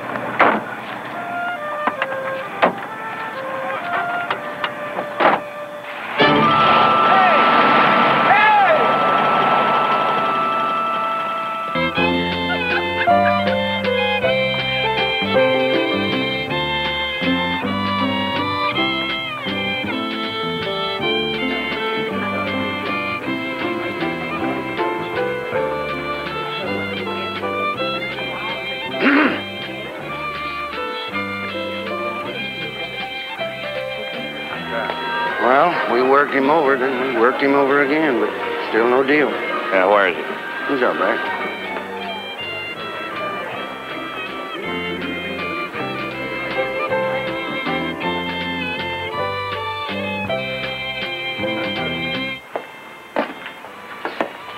Well, now, what in the world happened to you, Blue Al? What's the matter with you, partner? I'm not one of your drunken Indians. Doing this to me is going to create a lot of attention. That's the general idea. In other words, Blue Elk, we're going to make an example out of you.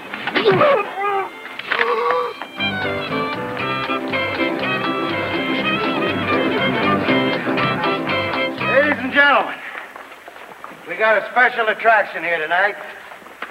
Our good friend Blue Elk's gonna do an authentic Indian war dance for you, ain't you, boy? Little music there, Maestro.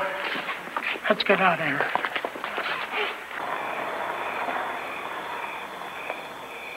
Give me that stick drum, boy.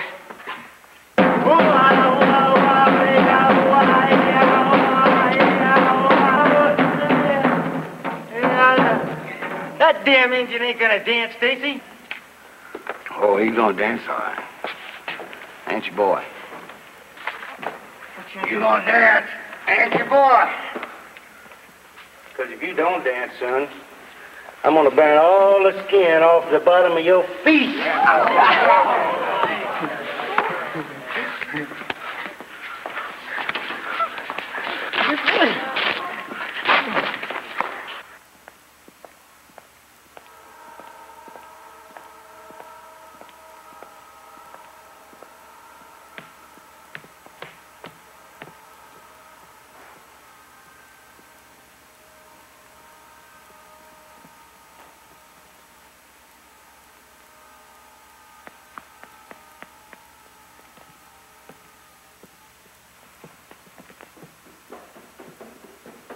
Use your head, Billy.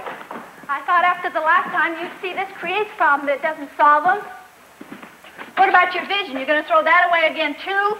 Damn it, Billy! Did somebody else have to be killed before you'll learn? Look, there is a human being lying down there who also happens to be my friend. Now, you tell me, what do you want me to do? Just leave him lie there?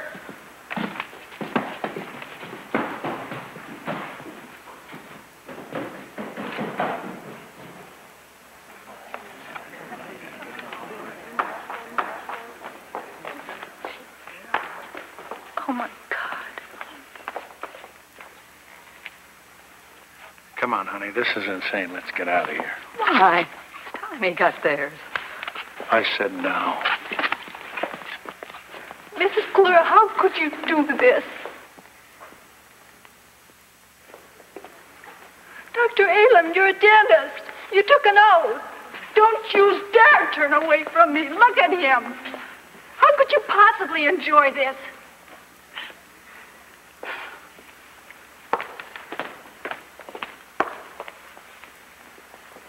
What are you, a bunch of animals?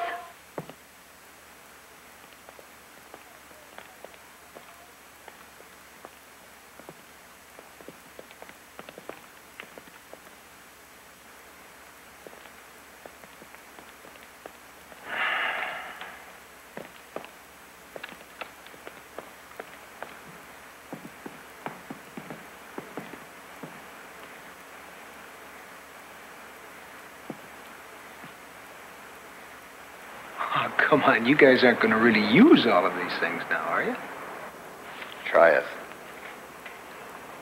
If you're giving me a choice, I would just as soon quietly walk out of here and go on home. Billy, stop it! Somebody stop it! What are you, insane? All we want to do is take our friend Blue Elk and quietly walk out of here. Not this time, Billy. Oh, Posner, for God's sake, there are witnesses, hundreds of them. He's not walking out of here. Well, if that's the way it's going to be, Buster, you're going to have to club me down first. Are you ready to do that? If I have to. Damn you! Somebody get the police and hurry! Just your feet against all of this? Well, looks like we're just going to have to improvise. You know, I don't remember who it was, but somebody one time told me that if there's absolutely no way that you can get out of taking a terrible beating, the only intelligent thing for you to do is to try to get in the first place.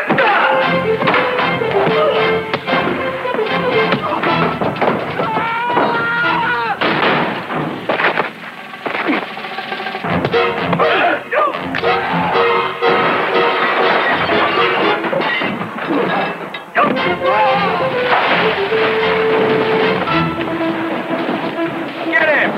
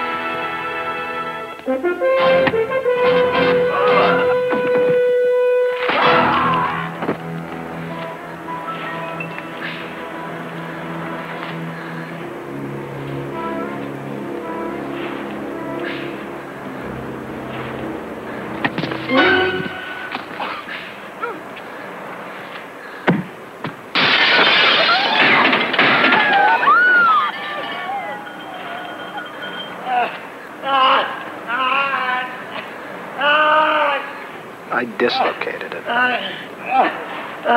Oh, come on, it's just separated. Quit bellowing like such a baby. I'll set it for you, James. Okay, bring it up. This part's going to hurt you.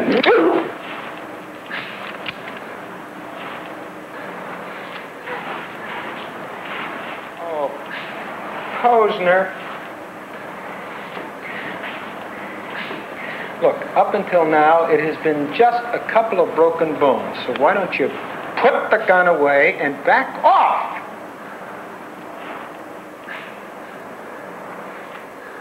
Tell me something. Were Posners all born to be jackasses? If you miss me, you're going to hit one of your own men. Please, I'm asking you nice. If that'll help, why don't you just put the gun away and let's quietly go on home? I'm arresting you for assault. You have no right to hold me here. I'm a free man. I'm arresting you, too. One false move, and I'll kill you. By God, I'll kill you. Come on, don't. Please. I'm begging you. Don't think I'm kidding.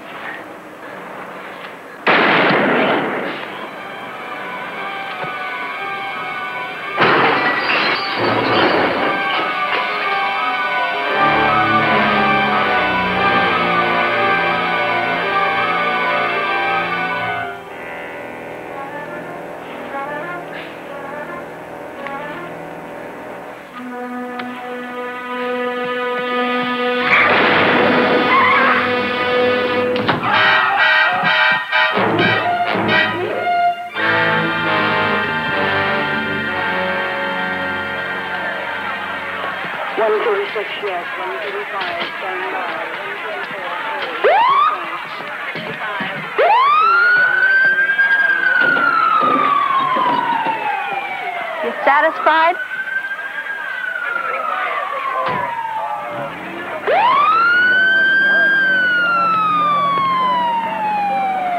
I'm taking you in, Billy. No, I can't let you do that, Cole. My God, man, when are you going to stop being a fool?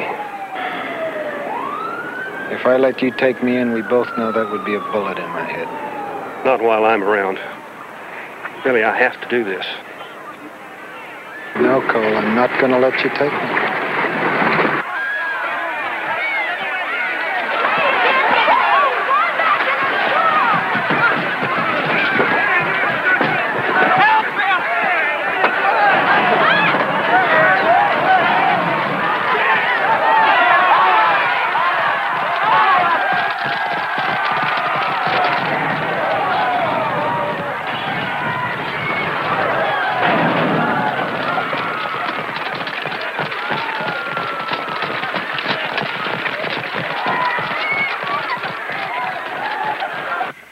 Full-scale riot. They want the Guard and the standby federal troops. Yeah? Who's screaming the loudest?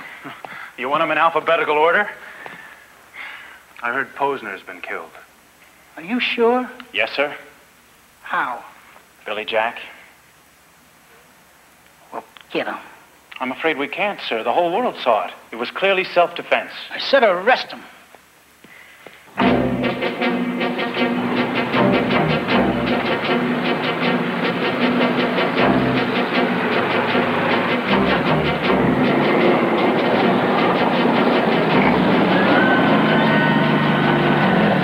Glad you got here, Colonel. You have no legal right to be here. Sorry, ma'am. We're taking our orders directly from the governor's office. This show of force is just going to fan reactions. Is that what you want? Just what are your orders? Stay in this position until Billy Jack is placed under arrest.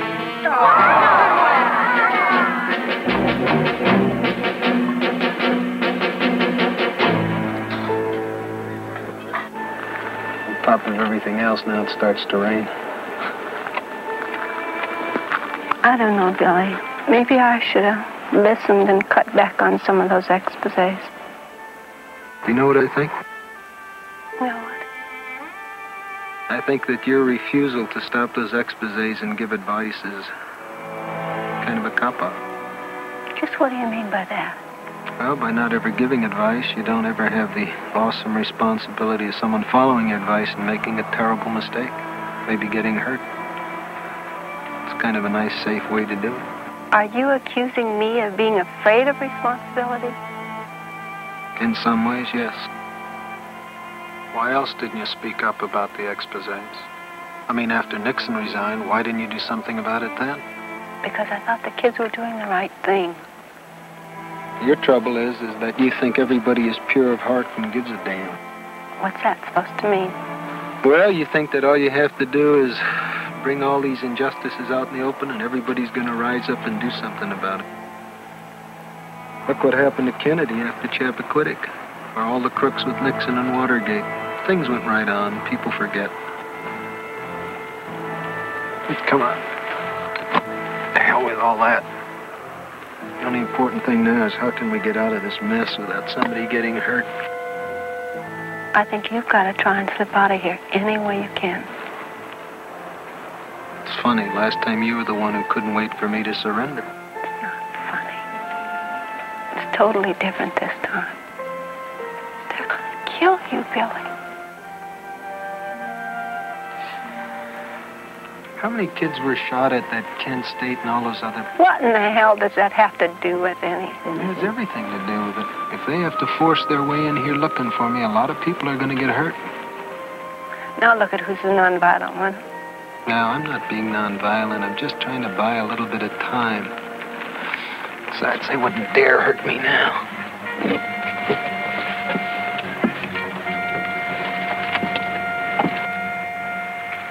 Carl! Don't anybody move. All right, I'll surrender peaceably if I have the governor's personal word that you'll take all these troops, move off the campus, and clear out of the reservation. Those are the governor's orders. We're to pull out just as soon as you're in jail. That's the deal, Billy. You heard it personally? That's right, Billy. I was there. All right. I'll be down shortly.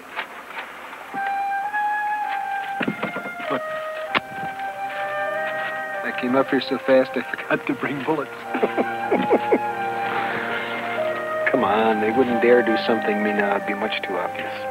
I'm sorry, Carl, but this warrant's from the state's attorney general. He's under state custody. The hell he is. I'll take him in. No, you won't.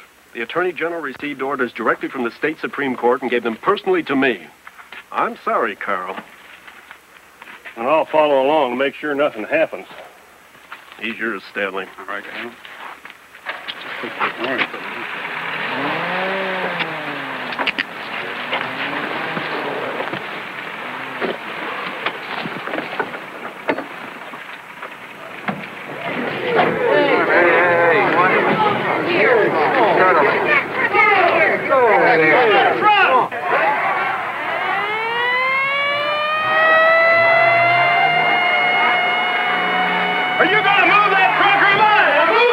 Sergeant, you think we have someone who can do something about this?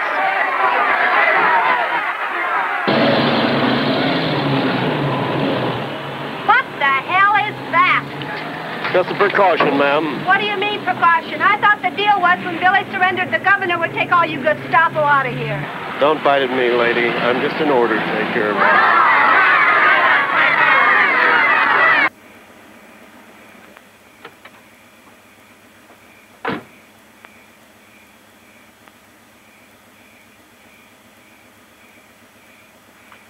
All right, go ahead and take your leak.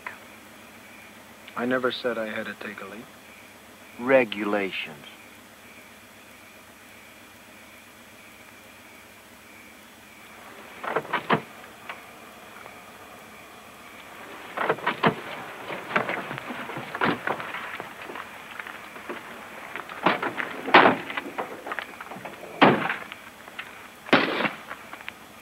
Pick it up. It may be dangerous out there in the dark.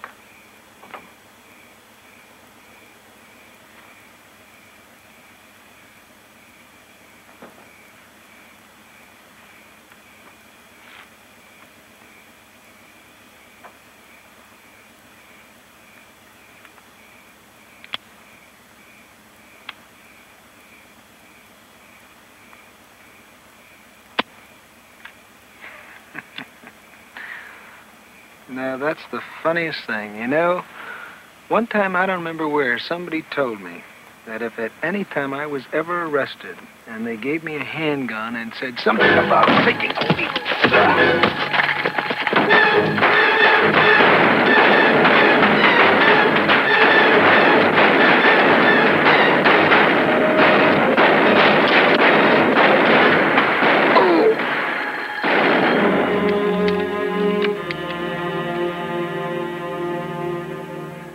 My God, man, do you realize what they will do to us?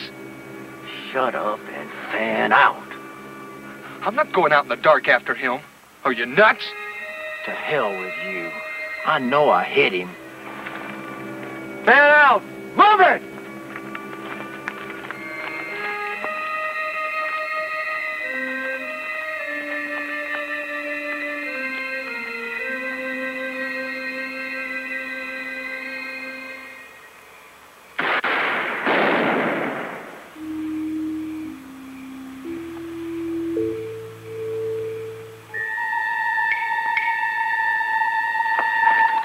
Sound and I tear out the windpipe. Now get your handgun out and bring it up to me very easy.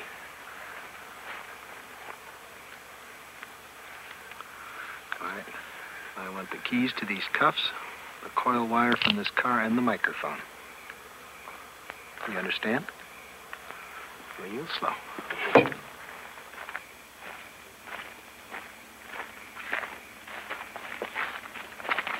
Well, did you see anything? No, sir. Not a damn sign. Yes, there is. This looks like blood.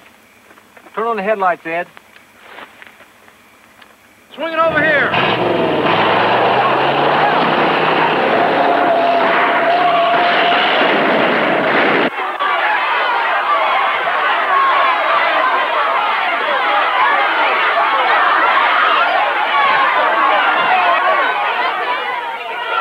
I was wrong when I said to turn the other cheek. brute power can only be met by brute power.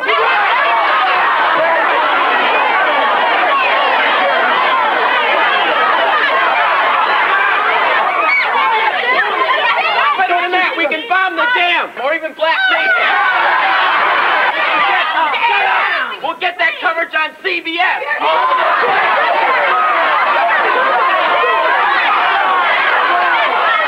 Oh, no. Get out of here! Get out!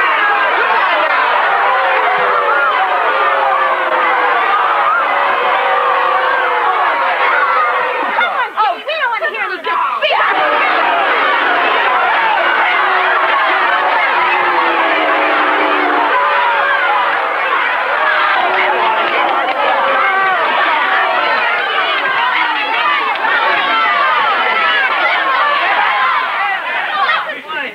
Now, Jean built this school without any help from us, and she does not need any help from us to rip it down. She can do just fine on her own if that's what she wants. I think she has a right to, voice an opinion on what she wants.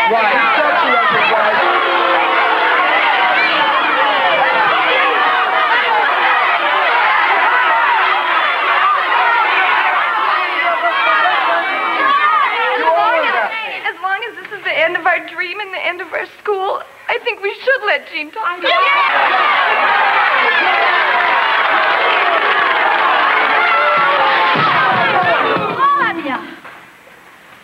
Damn it, I'm mad! And you, Jocelyn, I don't care if you want a speech or not, you're gonna hear one, baby.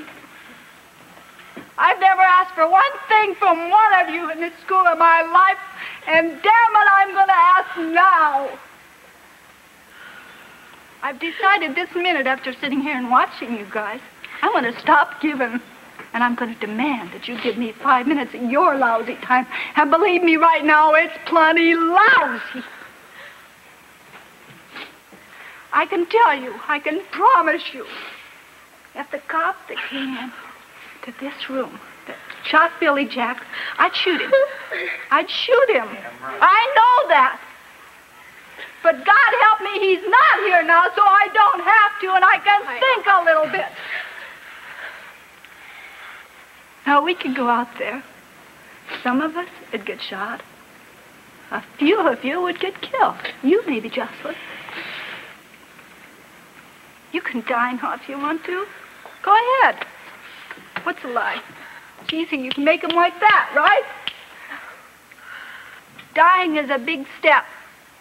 And if we wanted to, and if we really want to die, and if we really want to ruin this school and totally destroy it, I think we can do it just as easily tomorrow as we can tonight.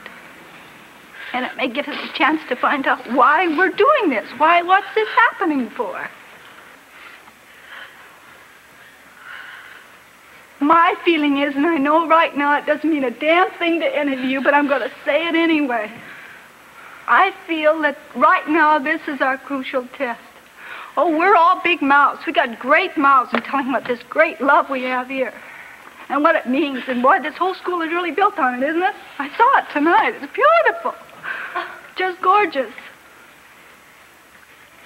Well, the question is, can this great love withstand what they're doing to us out there right now? Or is that brute violence the thing that's going to overcome the world?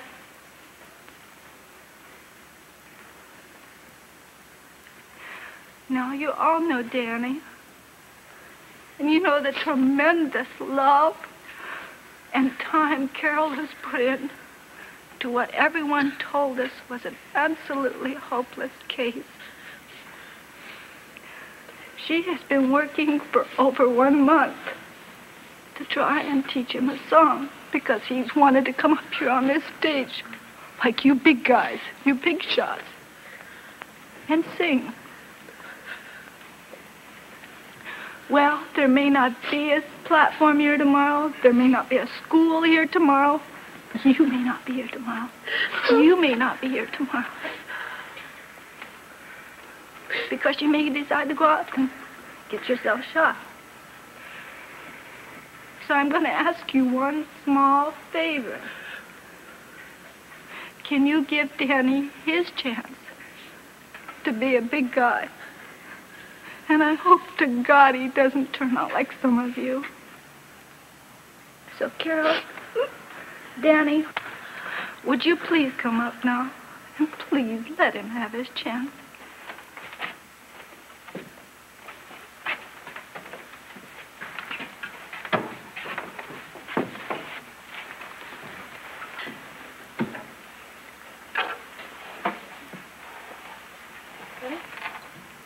You want to start us off?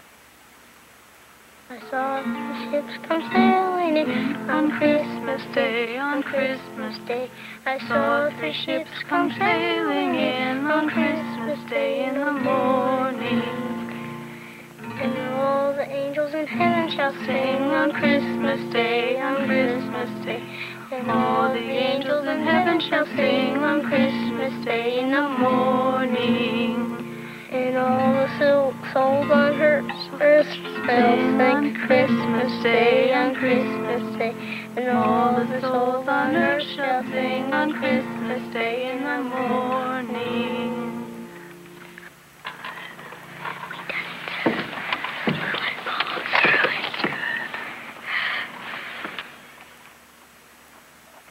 Thank you.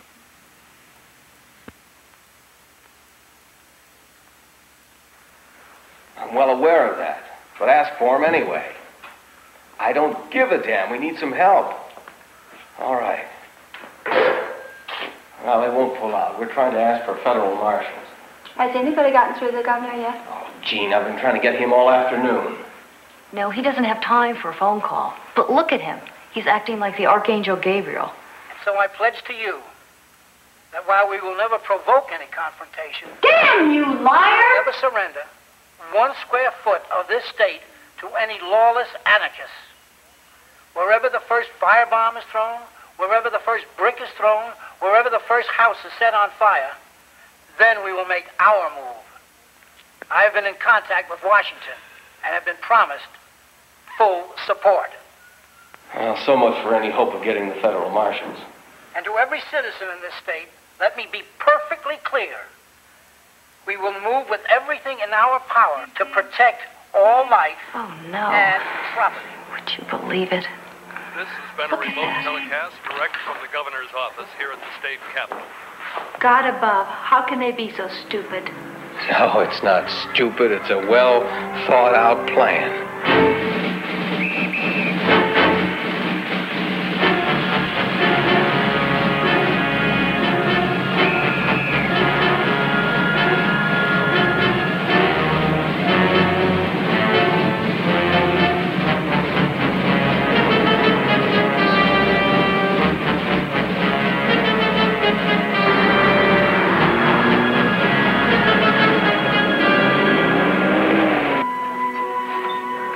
Oh, I almost forgot.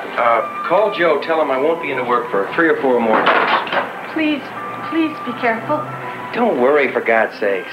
Why is Mom so upset? Well, she's just being silly, Danny. Now, give your old dad a hug. It's got to last me a couple days. The governor's office wants verification that radicals are pouring into the school from all over the state. Verified. Verified.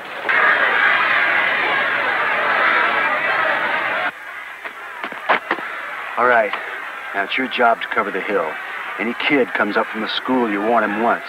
You fire a warning shot in the air, and then you shoot to kill. Now, they got snipers all over the place out there. Is that clear? Do you understand that? Does he really expect us to shoot college kids? You're damn right. Their snipers will hit you without batting an eye. Pardon me for sounding stupid, but what are we shooting him for?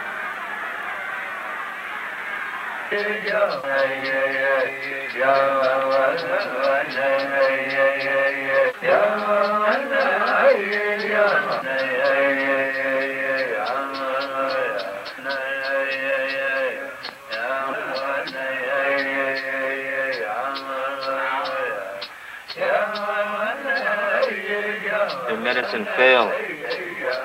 Those bullets are killing you.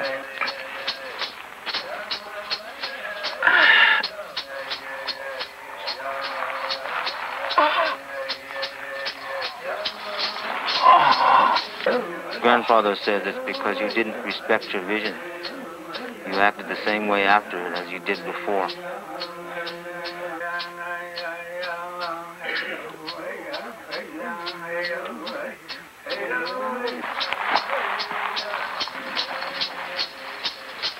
Grandfather is right. We still have to stop them. They're gonna try to kill Jane.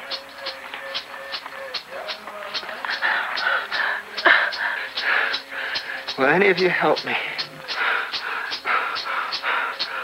Please. I can't do it alone.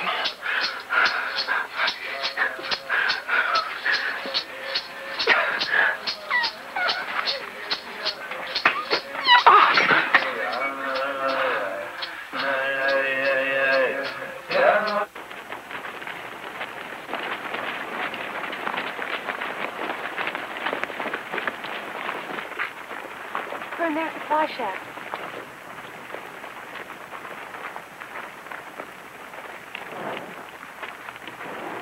The military has now you guys seen sealed off Danny? the school and the entire... Please, have any of you seen Danny? No. Yeah, I think I saw him run back towards the girls' dorm. Actually going on, or to communicate directly with anyone at the school. Has Danny come through here? You mean little Danny? Yes. Yeah, well, I think I saw him go down to the bonfire. Carol, you can't go down there. I have to. I have to find Danny. Carol, please.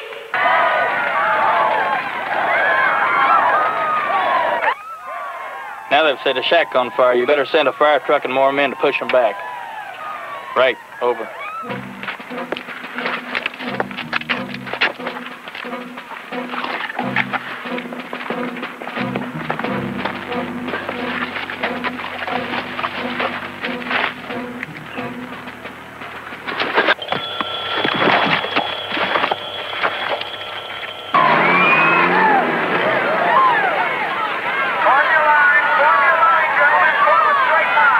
This is Jean Roberts at the Freedom School. I have urgent information that can stop all this.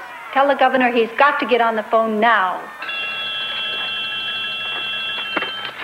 Wasn't that a sniper? Sure looks like it. Well, why didn't you fire back? I'm not doing anything till I get my orders. Why don't you just go call an ambulance? Governor? Yes, any kind of statement from you will calm things down considerably. Would you please let me go out and tell them anything direct from you? If the students draw back and seal themselves in the dormitory, then I'll pull back the militia. If not, we'll stop this at all costs. Well, you pull back your militia and I'll get the kids inside. God above, at least give me that chance.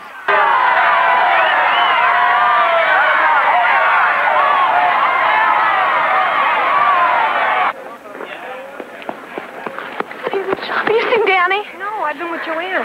Try the playground. I'll try the barn. He's probably down with his burro. General, there is a sniper.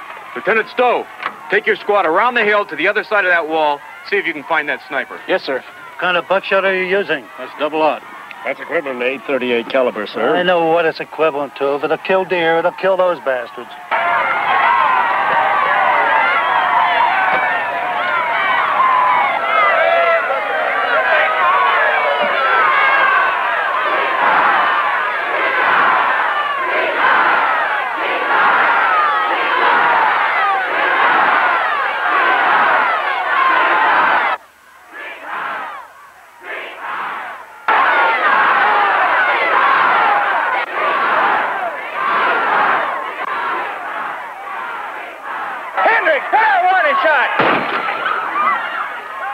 What was that? The sniper. He's firing at us.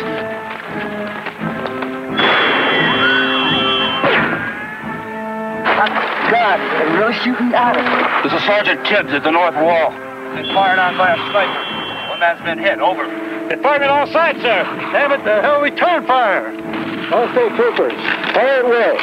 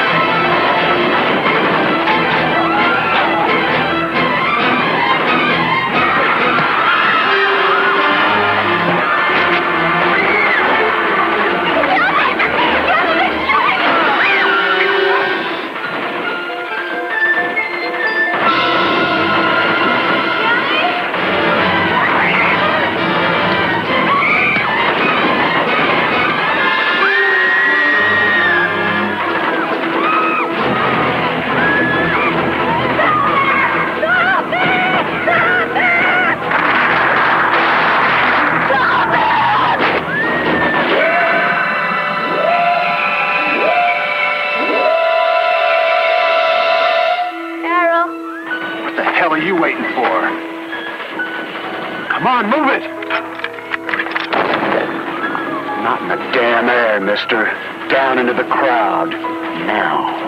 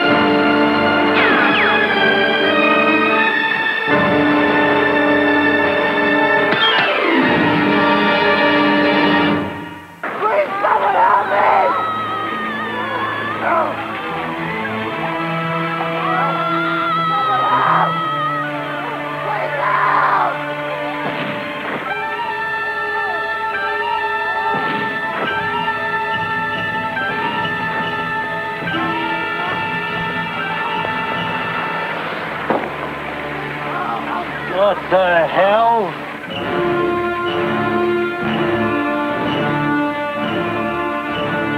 Colonel, what's on down there? What's going on down there?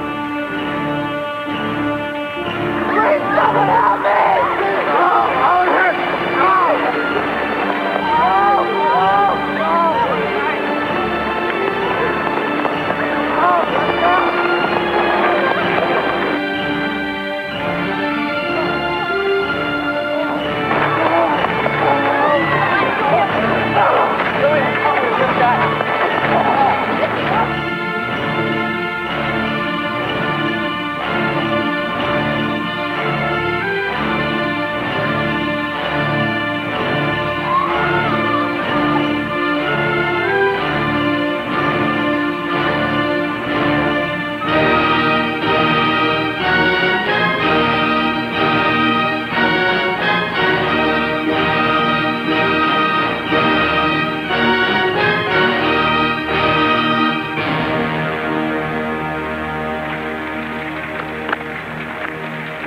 Under authority of the Treaty of 1868, I am arresting you for being illegally on Indian land. If you resist, or if you want to continue this senseless slaughter of these unarmed students who are here under our protection, then you'll have to shoot your way through us. This is a monumental step you're taking. You give us no other choice. If this country must have another civil war, then let us start here. What the hell is he doing?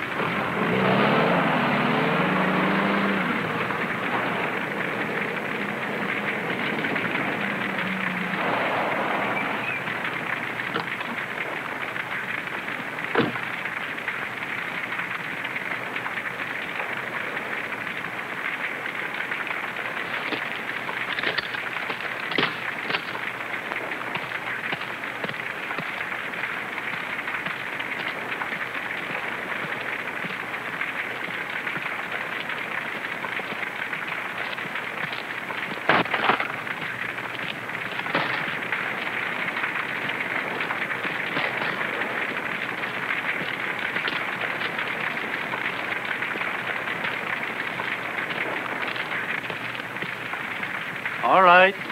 I'll notify the governor.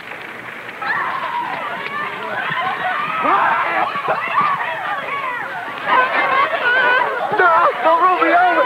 Somebody help us, please!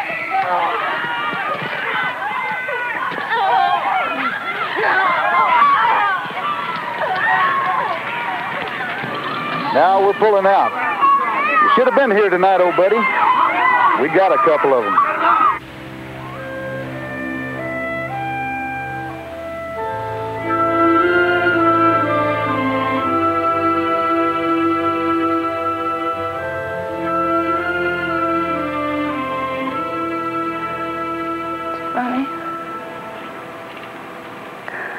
I thought the Freedom School was a symbol of everything good and right, and the American spirit. We had kids of different races, ideologies, religions, all living and working together in peace and harmony.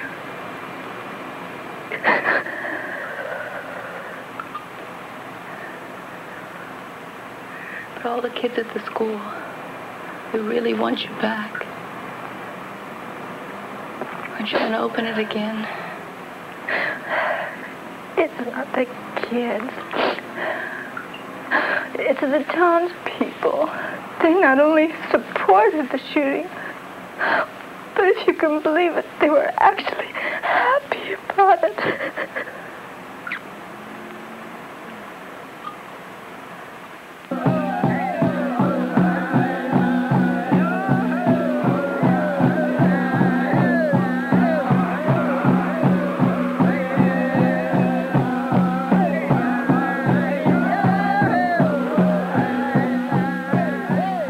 What do they think?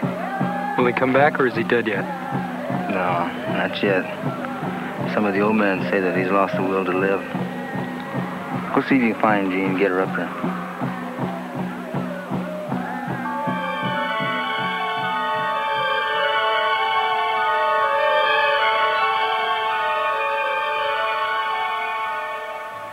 You have not learned enough to come over to this side permanently. Why? My spirit progresses so poorly on the other side. That's because you don't value your visions. You must carefully listen to them and change your life according to what they say. I understand that. But why can't I do that here? You must go back. For when people can see how someone as violent as you can change and find inner peace, then you will set a good example. After you have gone back and practiced the fourth way, then you will meet your spiritual guide. Well, how am I supposed to do that? I don't even know what the fourth way is. My friend will tell you, but you will not be able to reach the fourth way until you stop covering your weaknesses with violent acts. The fourth and highest level is when, no matter what they do to your body, they cannot touch your soul, because you are so deeply into your own center. Then you see violence and anger and bullying not as threats, but as cover-up used by panicked men who are frightened and in pain. Instead of hating them, you truly feel sorry for their weakness and can easily turn and offer them your other cheek. Now go back and do what you must do, and take Carol, for she will help you carry on the teachings.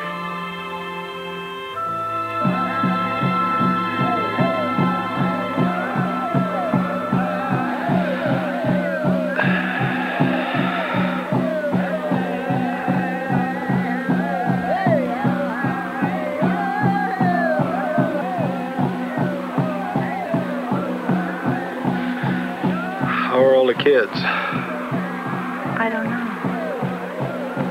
I haven't been back there yet. What do you mean you haven't been back there? You mean you haven't been back to the school? Why not? Don't they need your help getting the whole thing started again? You mean you really want to go through all that again? Are you telling me you're quitting? Look over there.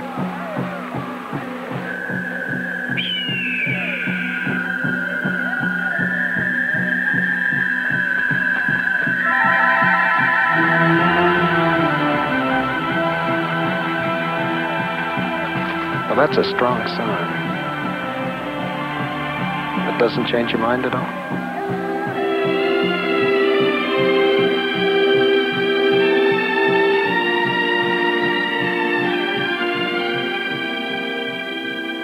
Tomorrow, all over the world, kids are going to march to rebuild the school. We're going to try to start other schools all over, just like you've done for us here. Instead of stopping the exposés, we've got to work harder now than ever. With Ford and Rockefeller, nothing will really change. Everyone suddenly forgot about all the urgent reforms. So we've got to keep on fighting until those reforms really happen. We've all decided, everybody, we're going to dedicate the march to you. Please come in.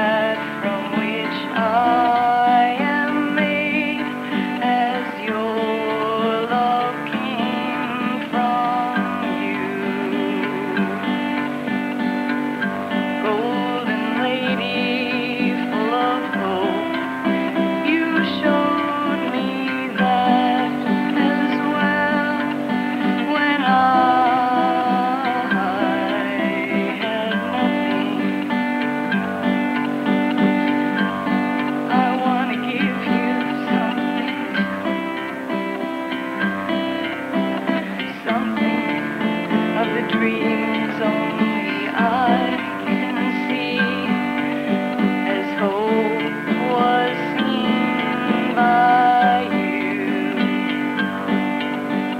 You are my sister, you gave me friendship. You are my mother, I am reborn. You are my teacher, you taught me.